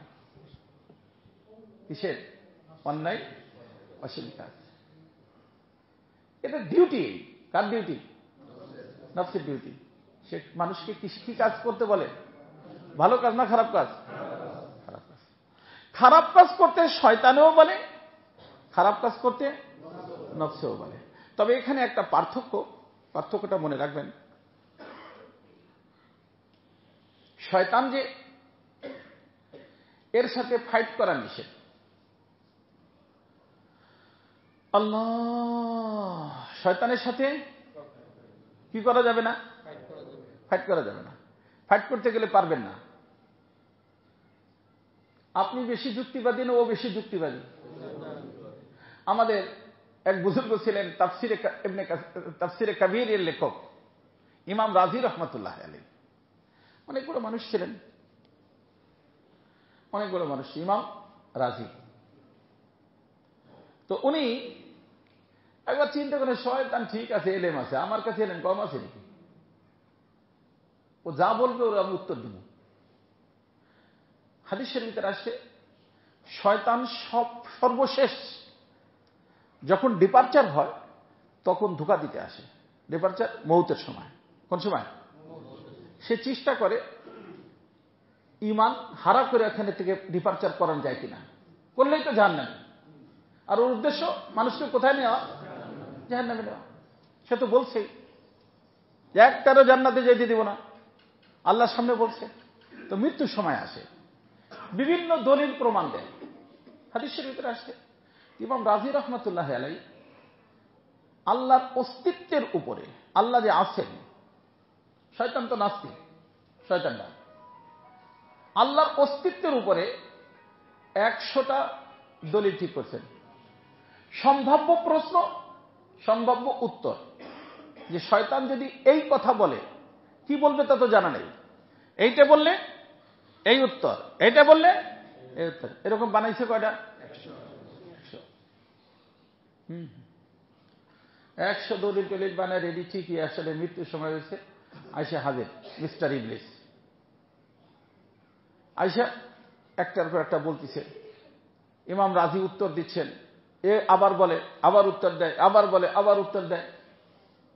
বুঝলেন? প্রশ্ন উত্তর পর্ব চলতেছে। চলতে চলতে চলতে চলতে ওই যে 100টা যা রেডি করছিল সব শেষ, সব শেষ। এখন উনি চিন্তায় পড়েছে, হায় এখন বললে কি উত্তর দিব, সে উত্তর তো নাই কাছে। চিন্তার ভিতর পড়ে গেছেন। ঠিক আল্লাহ তাআলার মেহেরবানি, উনি এক সময় ওই যুগের এক বহুত বড় আল্লাহর ওলি ছিলেন, তার নাম ছিল নাজমুদ্দিন কুবরা। কি নাম? নাজমুদ্দিন কুবরা রহমতুল্লাহ আলাইহি। ওনার সোহবতে গেছিলেন, ওনার সাথে সম্পর্ক করতে গেছিলেন। কিন্তু এলমি মানুষ, জিকির আজকার করার সুযোগ কোথায়? উনি একদিন থেকে চলে আসছেন। কিন্তু তারপরে অল্প সময়ের সোহবত, বড় মানুষের অল্প সময় জিনিসই অনেক বড় হয়ে যায়। নাজমুদ্দিন কুবরা রহমতুল্লাহ আলাইহি উযু করতেছিলেন। তো এই উযুর অবস্থায় ওনার যে অবস্থাটা আল্লাহ পাক তার সামনে তুলে ধরছেন। ওনার কাশফ হয়ে গেছে যে এরকম ইমাম রাজি শয়তানের সাথে ফাইট করতেছে এবং শয়তানের নিকটে হাইরে যাইয়া বেঈমান হইয়া দুনিয়া থেকে যাওয়ার উপক্রম হয়ে গেছে। এই অবস্থাটা আল্লাহ পাক তার সামনে তুলে ধরছেন নাজমুদ্দিন কুবরা রহমতুল্লাহ আলাইহির সামনে। তখন নাজমুদ্দিন কুবরা রহমতুল্লাহ হাতে একটু পানি নিছেন। উযু করতে লুটায় উযু করতে আগে মানুষ, একটু পানি নিছেন। পানি নিয়ে জোরে এরকম মারছেন যে ইমাম রাজি, তুমি বলো যে আল্লাহর জন্য কোনো দলিল নাই, দলিল ছাড়া আমার আল্লাহ,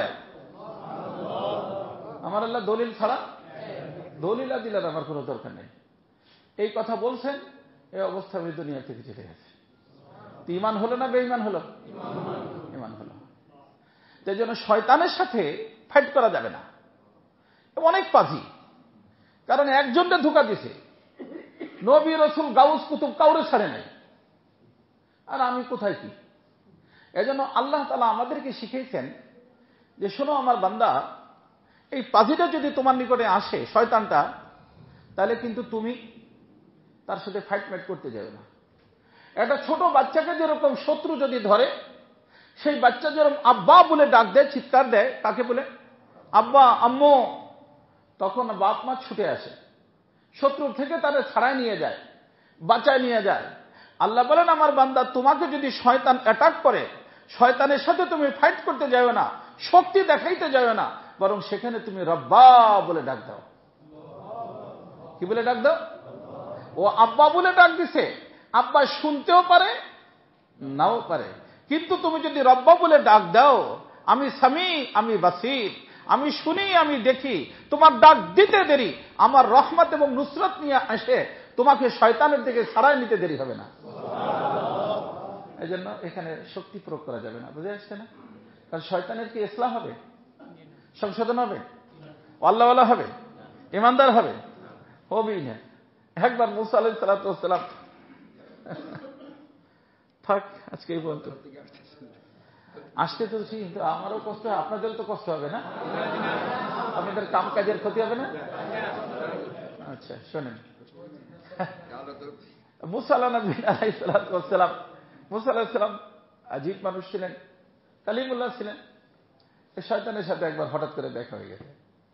শয়তানের সাথে মাঝে মধ্যে বিভিন্ন বুজুর্গদের দেখা হয়, অনেক ঘটনা মনে পড়তেছে, কিন্তু একটাই বলবো শুধু। তো মুসা আলাইহিস সালামের সাথে দেখা, মুসা আলাইহিস সালামের সাথে কি শয়তান কি অবস্থা, অনেক পরিশান। শয়তানের মতো পরিশান দুনিয়ার ভিতর কেউ নেই, অনেক বিজি ম্যান তো। হ্যাঁ, এই জন্য যারা বিজি ম্যান হয় তারা কিন্তু দেখবেন পরিশানের কোনো শেষ নেই। যে একের সাথে জুড়ে যায় তার কোনো টেনশন নেই,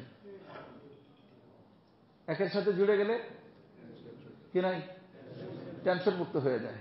আর একের থেকে সম্পর্ক ছিন্ন হয়ে গেলে টেনশনের কোনো শেষ নেই। এই যে ঘুড়ি দেখছেন, ঘুরটি উড়ে দেখছেন না বাচ্চারা, 100 ফুট 200 ফুট উপরে ঘুরটিটা, সুতা যদি মালিকের হাতে থাকে আর ডিসকানেক্ট না হয়, ঘুড়ি ঘুরে বেড়ায় না, এক জায়গায় স্থির থাকে। হ্যাঁ, এক জায়গায় স্থির থাকে, একখানে দাঁড়ায় থাকে। আর যদি সুতাটা কাইতে যায় তখন এইফেলি করতে থাকে। আর ওই যে ছাদের উপরে, মোবাইল বন্ধ করেন না সবাই, সব মোবাইল চালায় রাখছেন, ছাদের উপরে বাচ্চারা যারা থাকে কাটা নিয়ে, বাঁশ নিয়ে, দেখছেন না আমাদের ঢাকাতে তো পড়ে মরেও যায়। ওরা কোন ঘুড়ির দিকে নজর উঠায়, যেটা এরকম ঘুরতে থাকে, কারণ তারা জানে যে ওর সম্পর্ক মালিকের সাথে নাই। ওর ভাবেই বোঝা যায়, ওর ভাবেই কি বোঝা যায় যে মালিকের সাথে সম্পর্ক কি হয়ে গেছে। কয়জনে তার ধরতে চায়? সব ছাদের বিল্ডিং এর সব ছেলেরা, কেউ একটু পায়, টুকরা টুকরা করে তারা ছিঁড়ে ফেলা। আর যত সময় তো মালিকের সাথে সম্পর্ক থাকে, কেউ তার দিকে নজর উঠেও দেখে না। কথা কি বুঝতেছেন? তো যখন কোনো ব্যক্তির সম্পর্ক আল্লাহর সাথে থাকে, আল্লাহ পাক তাকে শান্তির জীবন, সুকুনের জীবন দান করেন। দুনিয়ার কেউ তার দিকে নজর উঠে দেখতে পারে না। আর মালিকের থেকে সম্পর্ক যখন বিচ্ছিন্ন হয়ে যায়, তারে দেখলেই বোঝা যায় যে একটা পাগল যাইতেছে বা কিছু যাইতেছে। দেখি কিরে বাবা, আঙ্কেল বলেন অনেক পরিশানি আসছে কেন? মালিকের সাথে সম্পর্ক নাই। কার সাথে সম্পর্ক নাই? মালিকের সাথে। বিবির সাথে সম্পর্ক আছে, বিবির রবের সাথে সম্পর্ক না থাকলে বিবির দ্বারা শান্তি হবে না, বিবির দ্বারাও জাহান্নামের অশান্তি তার ঘরের ভিতর আসতে থাকবে। আর রবের সাথে সম্পর্ক থাকলে বিবির মাধ্যমে আল্লাহ পাক জান্নাতের শান্তি আল্লাহ ঘরের ভিতর দান করবেন। এই জন্য রবের সাথে সম্পর্ক করতে হবে। কথা বলেন না কেউ, আরে ফোন করে কে, কথা বলবো না তো আপনাদের এখানে আস। আল্লাহ কে কথা বলে?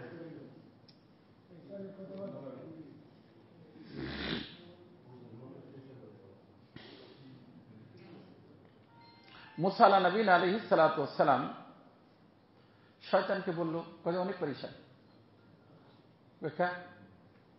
কে বুঝো না?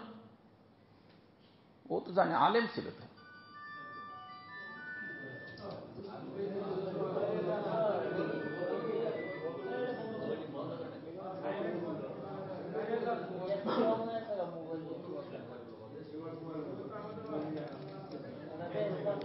চলেন বন্ধ করেন কথা, মোবাইলই তো ধ্বংস করে দিল দুনিয়াকে। মুসা আলাইহিস সালাম বলেন যে শোন, পারিশানি খতম হওয়ার তো লাইন আছে। বলে কি লাইন? কয় আল্লাহ একটা সিজদা করতে বলছে, সেটা তুই করস না, এই জন্য তো সব সমস্যা হয়েছে। আল্লাহর কথা মান, তওবা কর। আল্লাহ তো তওবার দরজা খোলা রাখছেন না, তওবা কর। ঠিক আছে, তো তুমি তো কালিমুল্লাহ, আল্লাহর সাথে একটু কথা বলে দেখো, আমি তওবা করলে ওকে হবে কিনা। তওবা করলাম, যদি ওকে না হয় তাহলে লাভ কি? কথা বলো, তুমি আমার পক্ষ থেকে কথা বলো, যদি ওকে করে আমি রাজি আছি, তওবা করো, পারিশানি আর ভালো লাগে না। মুসা আলাইহিস সালাম খুশিতে বাগবা, যে শয়তান যদি তওবা করে ফেলে তো আমার আর মেহনতের কোনো দরকার হবে না, সব মানুষ একদম মুসলমান হয়ে যাবে। নবীদের উদ্দেশ্যে কত ভালো। উনি বলে ঠিক আছে, আমি এখনই আল্লাহর সাথে কথা বলতেছি। আল্লাহর সাথে কথা বলছে, আল্লাহ বলছে যে ঠিক আছে, ও একটা হুকুমই তো মানে নেই। কয়টা হুকুম? একটা হুকুম মানে নেই, সেটা হলো আদম আলাইহিস সালামের সিজদা করতে বলছিলাম, ও সিজদা করে নাই। তো আদম আলাইহিস সালামের কবরে যায় একটা সিজদা দিয়ে এসে বলো।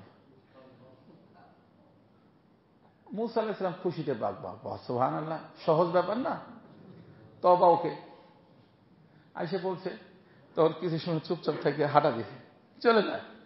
মুসা আলাইহিস সালাম কি বলে, চলো আমার সাথে, আমি কবর দেখাই। না মুসা, যারে জিন্দা থাকতে সিজদা করলাম না, তারে মরার পরে সিজদা করবো, এই বেইজ্জতি আমি হতে যাবো না। কথা বুঝছেন? এর অর্থ এই না যে কবরে যে সিজদা দিবেন, খবরদার, কবরে সিজদা দেওয়া জায়েজ নাই। এখানে সিজদার অর্থ হলো সম্মান প্রদর্শন করা। কি করা? সম্মান দেখানো। যাই হোক, তো আমি বলতেছিলাম যেটা, শয়তানের সাথে ফাইট করবেন না, শয়তানের সাথে ফাইট করা যাবে না। আল্লাহ ওয়াইম্মা ইয়ানজাগান্নাকা মিনাশ শাইতানি নাজগুন ফাস্তাইজ বিল্লাহ, আল্লাহ বলছেন যে শয়তান যদি তোমাকে ধরে, তাহলে সেখানে তুমি ফাস্তাইজ বিল্লাহ, আল্লাহর থেকে পানা চাও, আল্লাহর থেকে চাও। লা হাওলা ওয়ালা কুওয়াতা ইল্লা বিল্লাহ, আল্লাহ আমি তোমার সাহায্য চাই। আমার সাহায্য চাইতে দেরি, আমার সাহায্য আসতে দেরি হবে না। ওয়া হুয়া মাকুম আইনামা কুনতুম ফাআইনামা তুওয়াল্লু ফাসাম্মা ওয়াজহুল্লাহ। কিন্তু ওই যে আরেকটা যে ভিতরে, সেটার নাম, এইটার ব্যাপারে আল্লাহর সিদ্ধান্ত হলো 3:45 পর্যন্ত বলবো, এরপরে আর বলবো না। এরপরে বলতেও বলবেন না, আমিও বলবো না, ঠিক আছে? আমি বললে আমার বন্ধ করে দিবেন। হ্যাঁ, এই নফস নামী যে জিনিসটা আছে, এইটাকে আল্লাহ এমন ভাবে বানাইছেন যে এইটার ইসলাহ হয়। কি হয়? কিন্তু একটা জিনিসের মেটেরিয়াল খারাপ, এদিক সেদিক করে বিভিন্ন জিনিস দিয়ে আপনি সুন্দর বানাইলেন, কিন্তু ভিতরে কি খারাপ, ওই ভিতরে খারাপ তো খারাপই, তাই না? তো নফসর প্রাথমিক অবস্থা, ইন্নান নাফসা লাআম্মারাতুম বিসসু, এখানে নফসের প্রাথমিক অবস্থা আল্লাহ বলছেন যে এটাকে আল্লাহ বানাইছেনই এমন ভাবে যে মানুষকে আসুর ভিতরে আলিফ লামে জিনসি বা ইস্তেগরাকি জামিয়া আসু, এই কায়নাতের ভিতর যত খারাপি আছে সব খারাপির নির্দেশনা কে দেয়? নফস দেয়। আল্লাহ এর বানাইছেন এমন ভাবে। কিন্তু এই নফসের উপরে যদি কোনো ব্যক্তি মেহনত করে, তাহলে ও আস্তে আস্তে সাইজ হয়। আস্তে আস্তে কি হয়? সাইজ হয়। এই জন্য নফসের আলোচনা পুরো কোরআনে কারীমের ভিতর 5 ভাবে আসছে। কয় ভাবে? এখানে আসছে আম্মারা বিসসু, দ্বিতীয় নম্বর আসছে লাওয়ামা। দ্বিতীয় নম্বর কি? একটু এর উপরে মেহনত করলে, মুজাহাদা করলে, এর কথা একটু না মানলে আস্তে ধীরে ঠিক হয়। ঠিক হয়ে দ্বিতীয় পজিশনে ওর নামটা আসে নফসে লাওয়ামা। সূরা কিয়ামার ভিতরে আল্লাহ তাআলা বলছেন। কিন্তু এরপরে যখন মেহনত হয়, মেহনত হইতে হইতে ওই নফসটা তখন আল্লাহর হুকুমের সামনে নিজেকে ন্যস্ত করে দেয়। খারাপি করতে চাইলেও সে করে না, বরং আল্লাহর হুকুমকে মাইনে নিতে সে বাধ্য হয়। এই পর্যায়ে যখন চলে যায়, তখন এই নফসটার নাম নফসে মুতমাইন্না। কি নাম? মুতমাইন্না, পরিতুষ্ট। অর্থাৎ আল্লাহর হুকুমের সামনে তার কোনো কথা নেই, এমন পর্যায়ে চলে যায় মুতমাইন্না।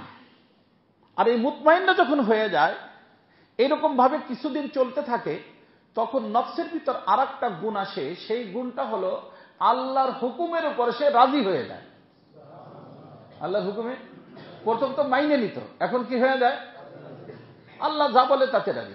মর্জিয়ে মাওলা আজহামা আওলা, মর্জিয়ে মাওলা আজহামা আওলা, মাওলার ইচ্ছা সবচেয়ে ঊর্ধ্বে, এই সিদ্ধান্তে সে উপনীত হয়ে যায়। বুঝে আসছে না? হ্যাঁ, মর্জিয়ে মাওলা আজহামা আওলা।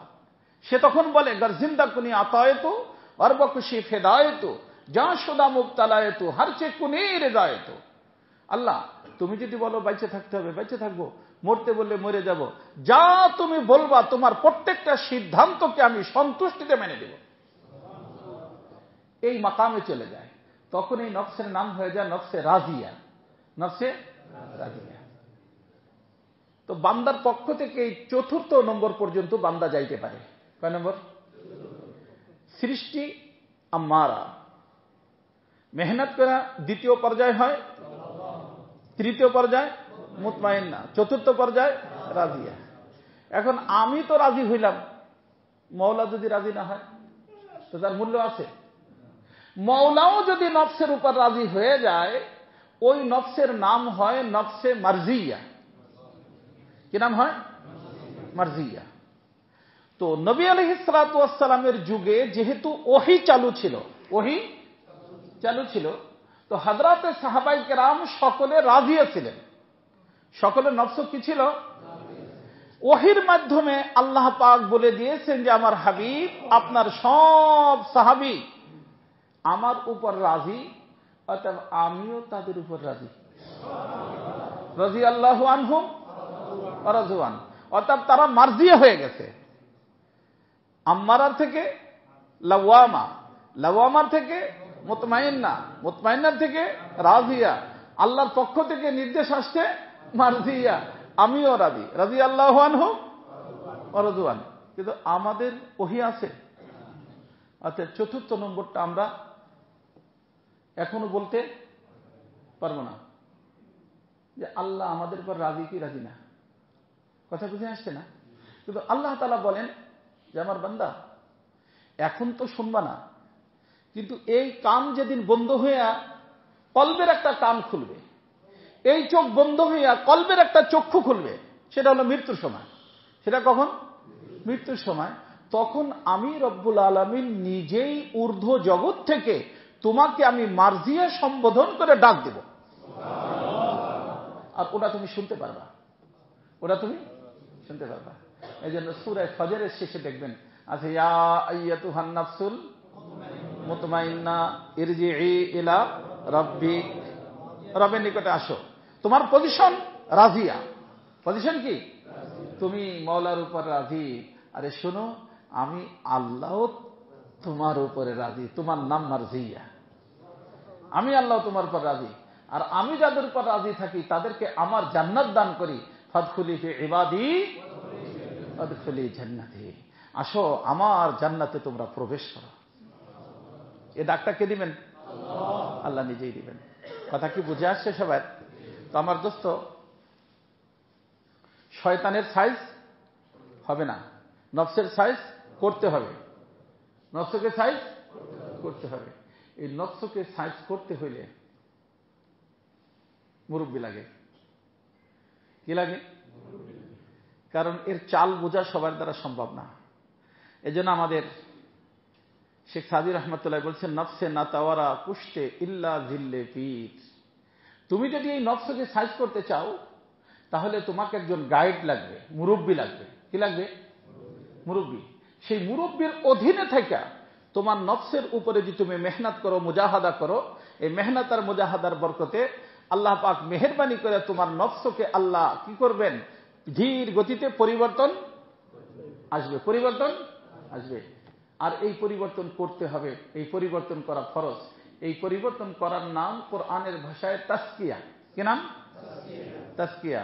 আর যে ব্যক্তির তাসকিয়া হয়ে যায়, আল্লাহ পাক বলেন কদ আফলাহা, সেই ব্যক্তির জীবন ধন্য হয়ে যায়, কারণ সে জাহান্নামের থেকে নাজাত পাইয়া জান্নাতি হয়ে যায়। কথা কি বুঝে আসছে সবাই? শত্রু কয়জন? একজন ভিতরে, বাহিরের জন। শত্রু শত্রুই থাকবে, কিন্তু ভিতরের জন বন্ধু হইতে পারে, কিন্তু বন্ধু করার চেষ্টা করতে হবে। বন্ধু হয়ে গেছে এই ধারণা করা যাবে না। সাপ তো সাপ, সাপ তো এই জন্য যারা সাপুড়ে তাদেরকেও কি দেয়? কামড় দেয়। তাদের দংশনে মানুষ মরে যায়, তাই না? সাপুড়িতে দংশন করলে বাইসে থাকে না মরে যায়? মারা যায়। অথচ সে সাপ কিন্তু তার কথা অনুযায়ী নাচে, এই করে সেই করে। তো নফস ওই সাপের মতো। নফস কিসের মতো?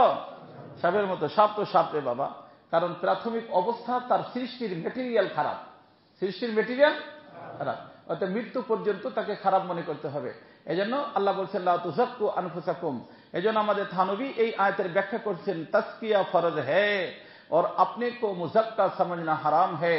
আত্মশুদ্ধি ফরজ, নফসের উপরে মেহনত করে নফসকে সাইজ করার চেষ্টা করা ফরজ, কিন্তু সাইজ হয়ে গেছে এই ধারণা করা হারাম। কতদিন পর্যন্ত? যখন আল্লাহর এই কথা না শুনবো, মার্জিয়া, আল্লাহর কথা, অর্থাৎ মার্জিয়া শোনার আগ পর্যন্ত। আর মার্জিয়া শুনবো কখন? বের হওয়ার সময়। কখন? তো বের হওয়ার আগ মুহূর্ত পর্যন্ত মার্জিয়ার চিন্তা ফিকির করা যাবে না। কথা কি বুঝে আসছে সবাই? আল্লাহ পাক আপনাকে আমাকে সকলকেই মেহেরবানি করেন, এই দনুশত্রু থেকে বেঁচে থাকতে পারে আল্লাহ তাআলা তৌফিক দান করেন। সুবহানাকাল্লাহুম্মা ওয়া বিহামদিকা আশহাদু আল্লা ইলাহা ইল্লা আনতা আস্তাগফিরুকা ওয়া আতুবু ইলাইক। অনেক সময় বলে ফেলছি ভাই। আল্লাহ হযরত যে কথাগুলো বলেন, আল্লাহ তাআলা আমাদের সকলকে হযরতের প্রতিটা নসিহত অক্ষরে অক্ষরে পালন করতে পারি। বিশেষ করে যে দুই শত্রুর কথা বলা হলো, নফস আর শয়তান, সেই দুই শত্রু থেকে সকলে পরিচয় করতে পারি, সকলকে তৌফিক দান করেন। আমাদের নূরে মদিনা জামে মসজিদের 3 দিনের তাফসীর আজকে শেষ দিন। হুজুরের দোয়ার মাধ্যমে আজকে আমাদের 3 দিনের তাফসীরের পরিসমাপ্তি ঘটবে। দোয়ার আগে আপনি দোয়া করেন, মসজিদের সভাপতি সব দোয়া করেন। স্যার খন্দকার সাহেব কিছু কথা বলবেন।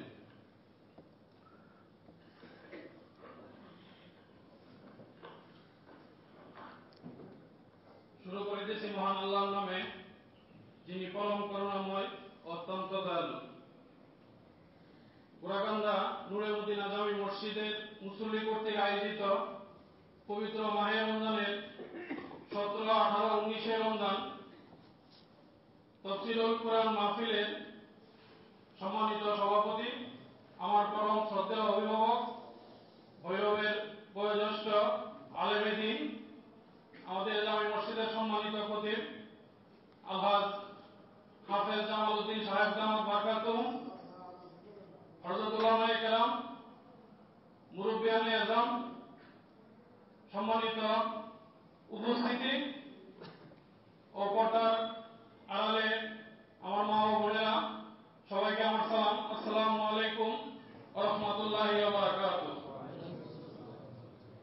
মহান আল্লাহ তাআলা অসংখ্য অগণিত প্রশংসা যে উনি অত্যন্ত দয়া করে, মেহেরবানি করে আমাকে ও আপনাদেরকে আজ 19তম রমজানে জোহরের পর থেকে এই পর্যন্ত পবিত্র তাফসীরুল কুরআন মাহফিলে হযরতের মহামূল্যবান নসিহত শোনার মতো তৌফিক দান করছেন। এজন্য আমরা সবাই কালেমাতুল শুকরিয়া আদায় করি, আলহামদুলিল্লাহ। আমাদের অত্র মসজিদ 2019 সনে মহান আল্লাহর ইচ্ছায়, আমার আব্বার প্রচেষ্টায় এই মসজিদ প্রতিষ্ঠিত হয়। আজ 4র্থ বছরে আমরা পদার্পণ করলাম। 4র্থ বছরের রমজান মাস পার করতেছি। এই মাসে আমরা এই মসজিদে পবিত্র তাফসীরুল কুরআন মাহফিল আমরা শুরু করতে পেরেছি। এজন্য আল্লাহর কাছে লাখো কোটি শুকরিয়া। হযরতরা আসছেন, আমাদেরকে পবিত্র কোরআন তাফসীরের নসিহত পেশ করছেন। এটা আমাদের জন্য অতীব প্রয়োজন এবং খুব বেশি দরকার। আমি মনে করি আমাদের অত্র মসজিদে প্রতি এই বছরের নেই, প্রতি বছর ঠিক একইভাবে এটা তাফসীরুল কুরআন চালু যেন থাকে, সেই জন্য আপনাদের সবার মতামত চাচ্ছি। হযরত আমাদেরকে এবং আপনাদেরকে অত্যন্ত মহব্বত করেন। হযরত গত সোমবার দিনও ভৈরবে আসছিলেন। আমার এই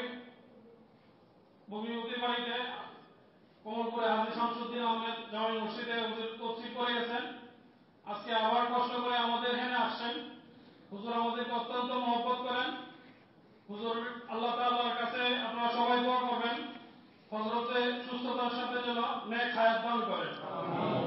আর হযরতের কাছে বিশেষভাবে আমাদের আব্বার হযরত এমনিতে আমাদেরকে অনেক মহব্বত করেন। আল্লাহ তাআলা হযরতে আগামী রমজানের জন্য আমাদেরকে উপর এইভাবে একটা সময় নির্ধারণ করে দেন, এটা হযরতের ধ্যানে রাখবেন ইনশাআল্লাহ। আর আমরা তো ইনশাআল্লাহ পরে যোগাযোগ করবই। পরিশেষে হযরতের কাছে আকুল আবেদন, অত্র এলাকার মুসলমান নরনারী মুরব্বিয়ানে কেরাম যারা দুনিয়া থেকে বিদায় নিয়ে চলে গেছেন, ওনাদের জন্য কাজ করে দোয়ার দরখাস্ত। অত্র মসজিদের প্রতিষ্ঠাতা আমার আব্বা আলহাজ মোহাম্মদ গোলাম মিয়া খন্দকার সাহেব এবং অত্র মসজিদের সিনিয়র সভাপতি ছিলেন আমার আরেক চাচা আলহাজ কাজী মতিউর রহমান সাহেব সহ যারা এই দুনিয়া থেকে বিদায় নিয়ে গেছেন, ওনাদের জন্য কাজ করে দোয়ার দরখাস্ত। আর আমরা যারা আজকে এখানে উপস্থিত আছি, আপনার নসিহত সহ পবিত্র মাহে রমজানের পরিপূর্ণ ফজিলত যেন মহান আল্লাহ তাআলা আমাদেরকে দান করেন, সেই জন্য খাস করে হযরতের কাছে আমাদের দোয়ার দরখাস্ত। আপনারা সবাই কষ্ট করে আসছেন, এজন্য আমি আমার ব্যক্তিগত পক্ষ থেকে আন্তরিক মোবারকবাদ জানাচ্ছি। আর আমার একটা আবেদন আপনাদের সবার কাছে, আপনারা যারা আসছেন মেহরবানি করে আজকে আমাদের সাথে এই মসজিদে ইফতারিটা করে যাবেন। এই দাওয়াত রেখে সকলে সুস্বাস্থ্য এবং দীর্ঘায়ু কামনা করে আমি আমার কথা এখানে শেষ করছি। আসসালামু আলাইকুম ওয়া রাহমাতুল্লাহি ওয়া বারাকাতুহু। সবাই জানে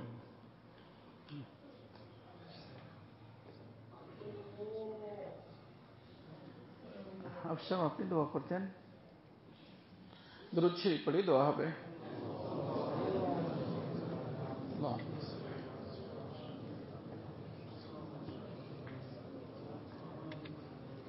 اللهم صل على سيدنا مولانا محمد صلاة تنجينا بها من جميع الأهوال والآفات وتقضي لنا بها جميع الحاجات وتطهرنا بها عن جميع السيئات وتطهرنا بها عن جميع السيئات وتطهرنا بها عن جميع السيئات وترفعنا بها عندك أعلى الدرجات وتبلغنا بها أقصى الغايات من جميع الخيرات في الحياة وبعد الممات إنك على كل شيء قدير।